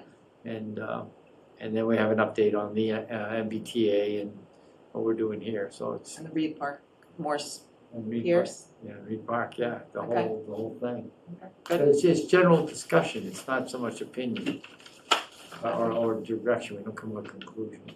Okay.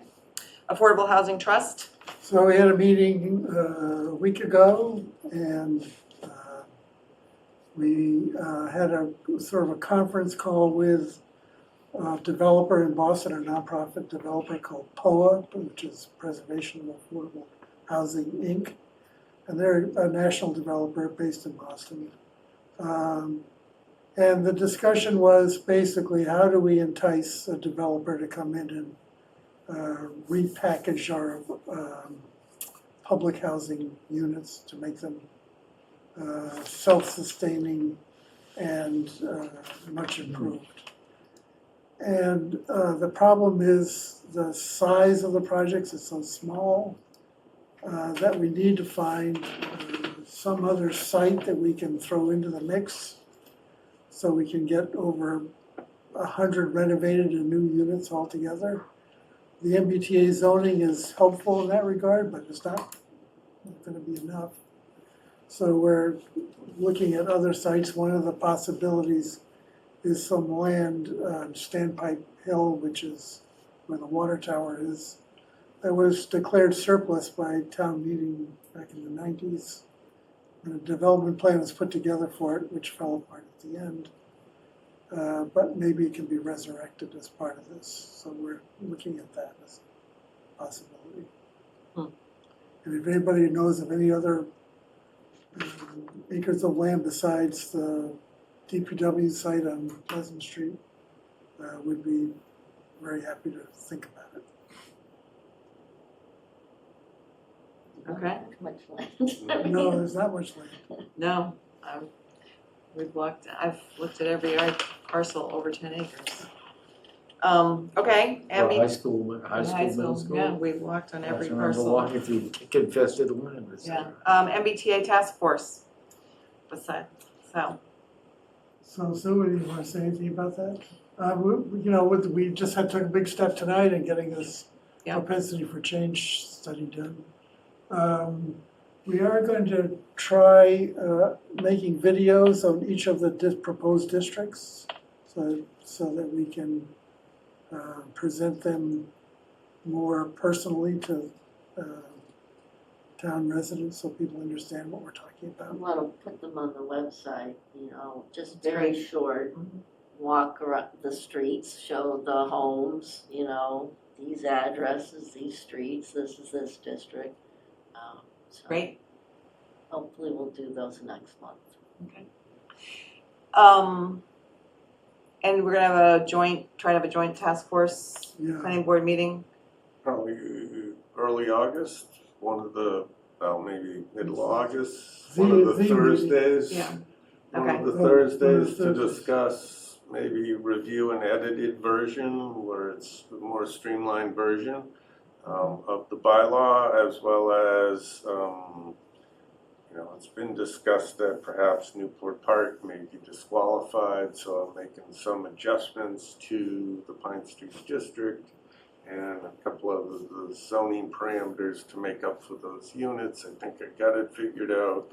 Richard's modified a model. I have to meet with him and see how my changes fit in the model and what comes out at the end. So, Okay, so it's sort of a contingency plan. yes, exactly. So Yeah. I reviewed the comments that Jonathan made.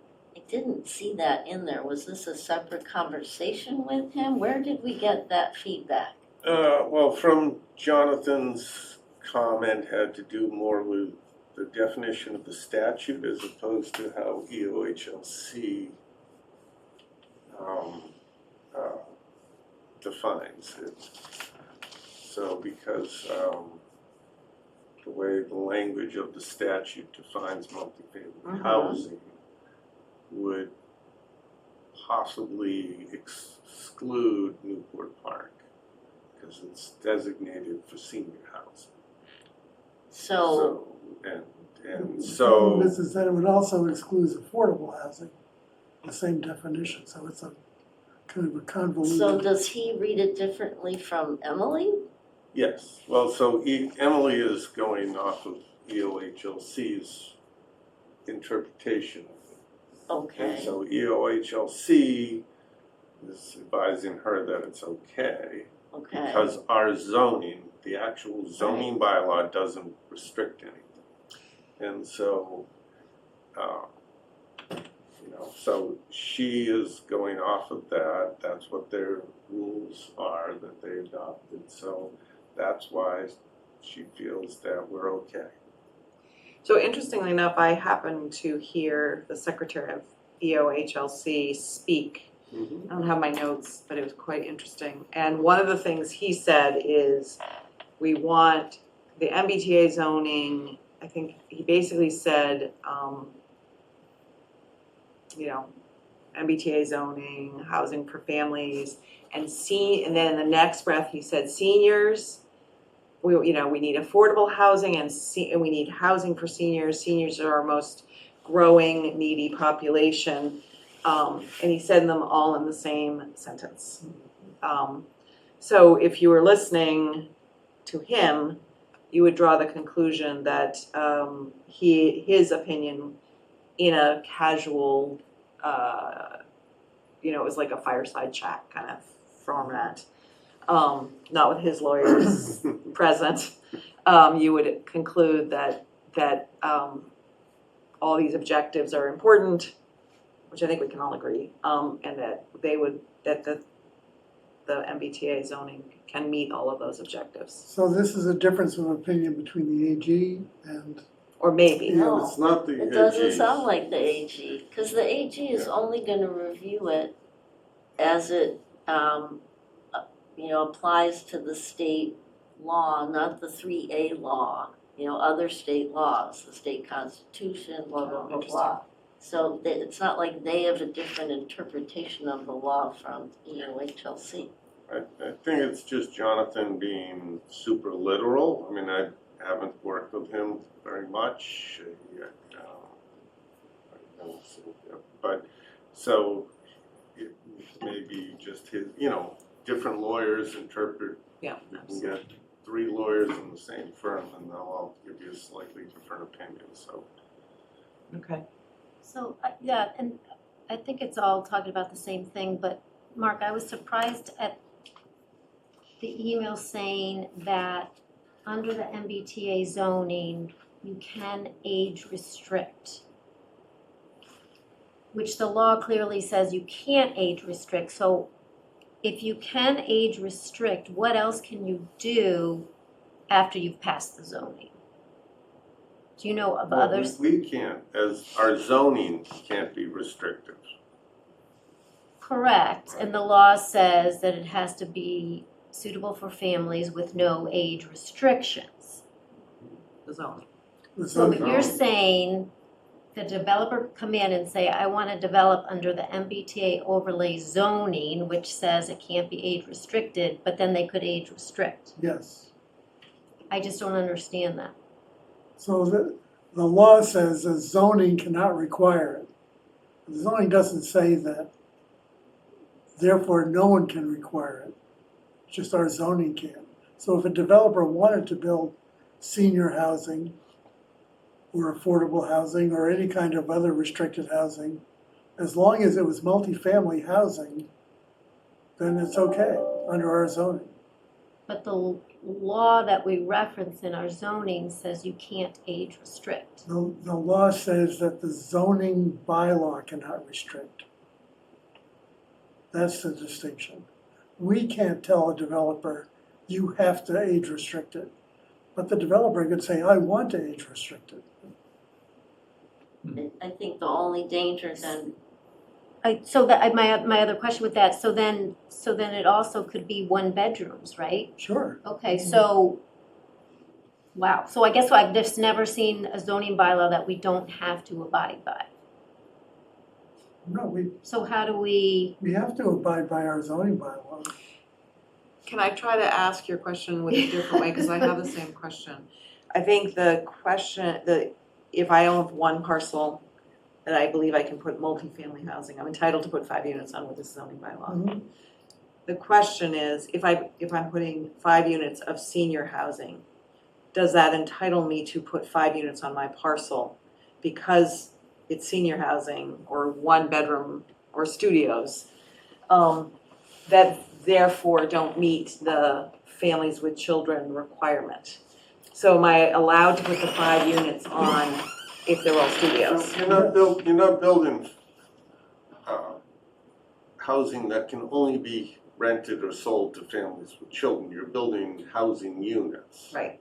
So the And housing so- units don't necessarily have to be 3 bedrooms or more, but they would be allowed to be, They're allowed to be. but they could be That's less than that. So I could go So he's saying yes, we can. build a triple decker, Right. right, on three units. I could make them big units and I could unrestrict them. Or I could Make have more a nice studios. house of my own and add 2 units and add 2 small 1 bedrooms and rent them out. But I have 3 units. Okay. And So And the so you question, could the do- requirement is not that the added unit must be 3 bedrooms or age, unrestricted age, but that it may be, that your right to build in this zone is housing for Anybody. anybody.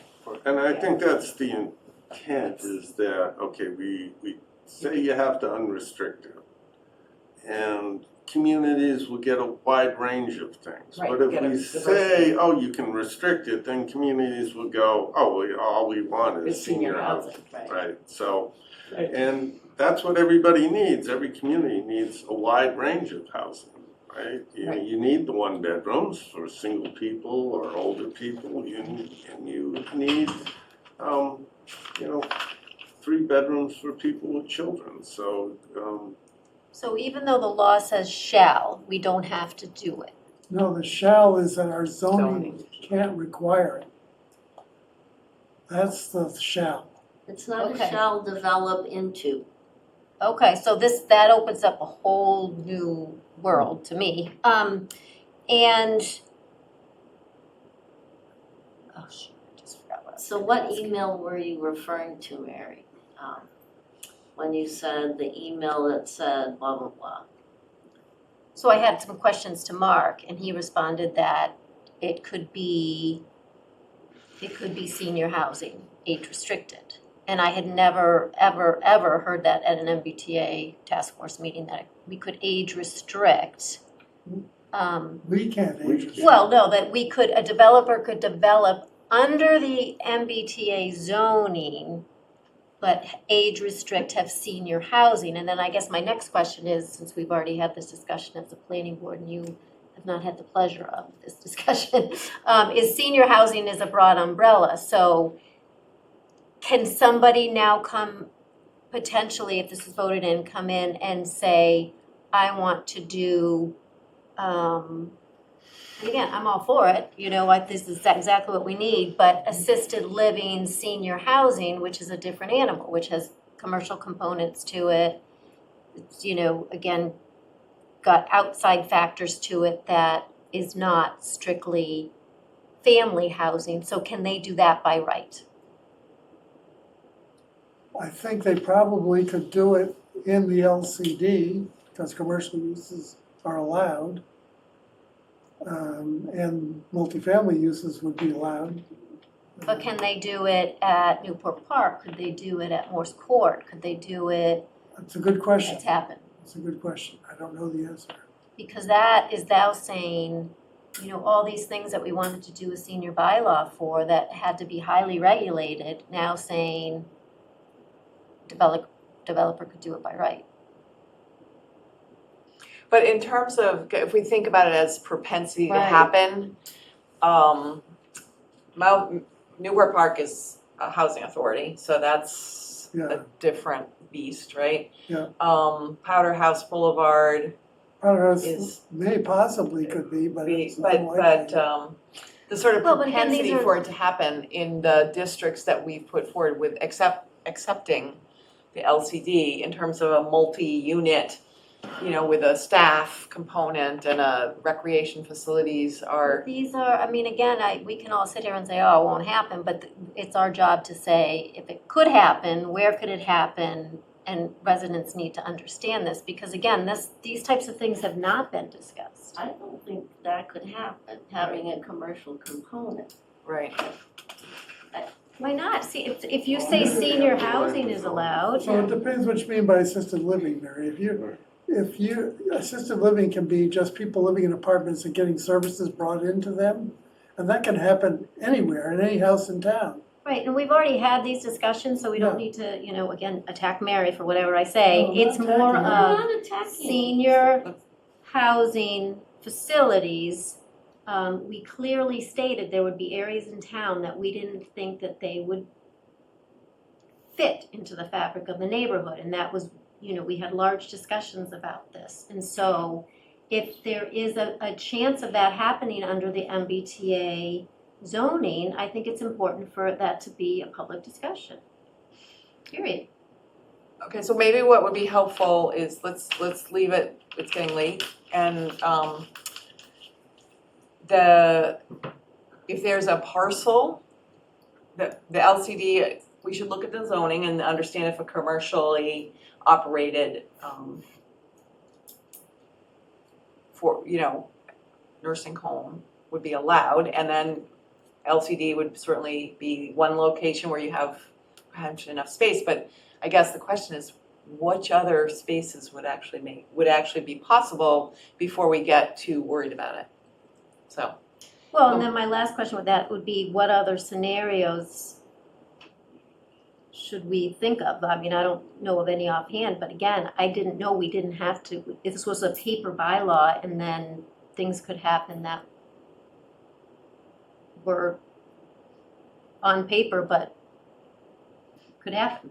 So I had no idea. I mean, I thought an overlay bylaw was you had to abide by the actual bylaw.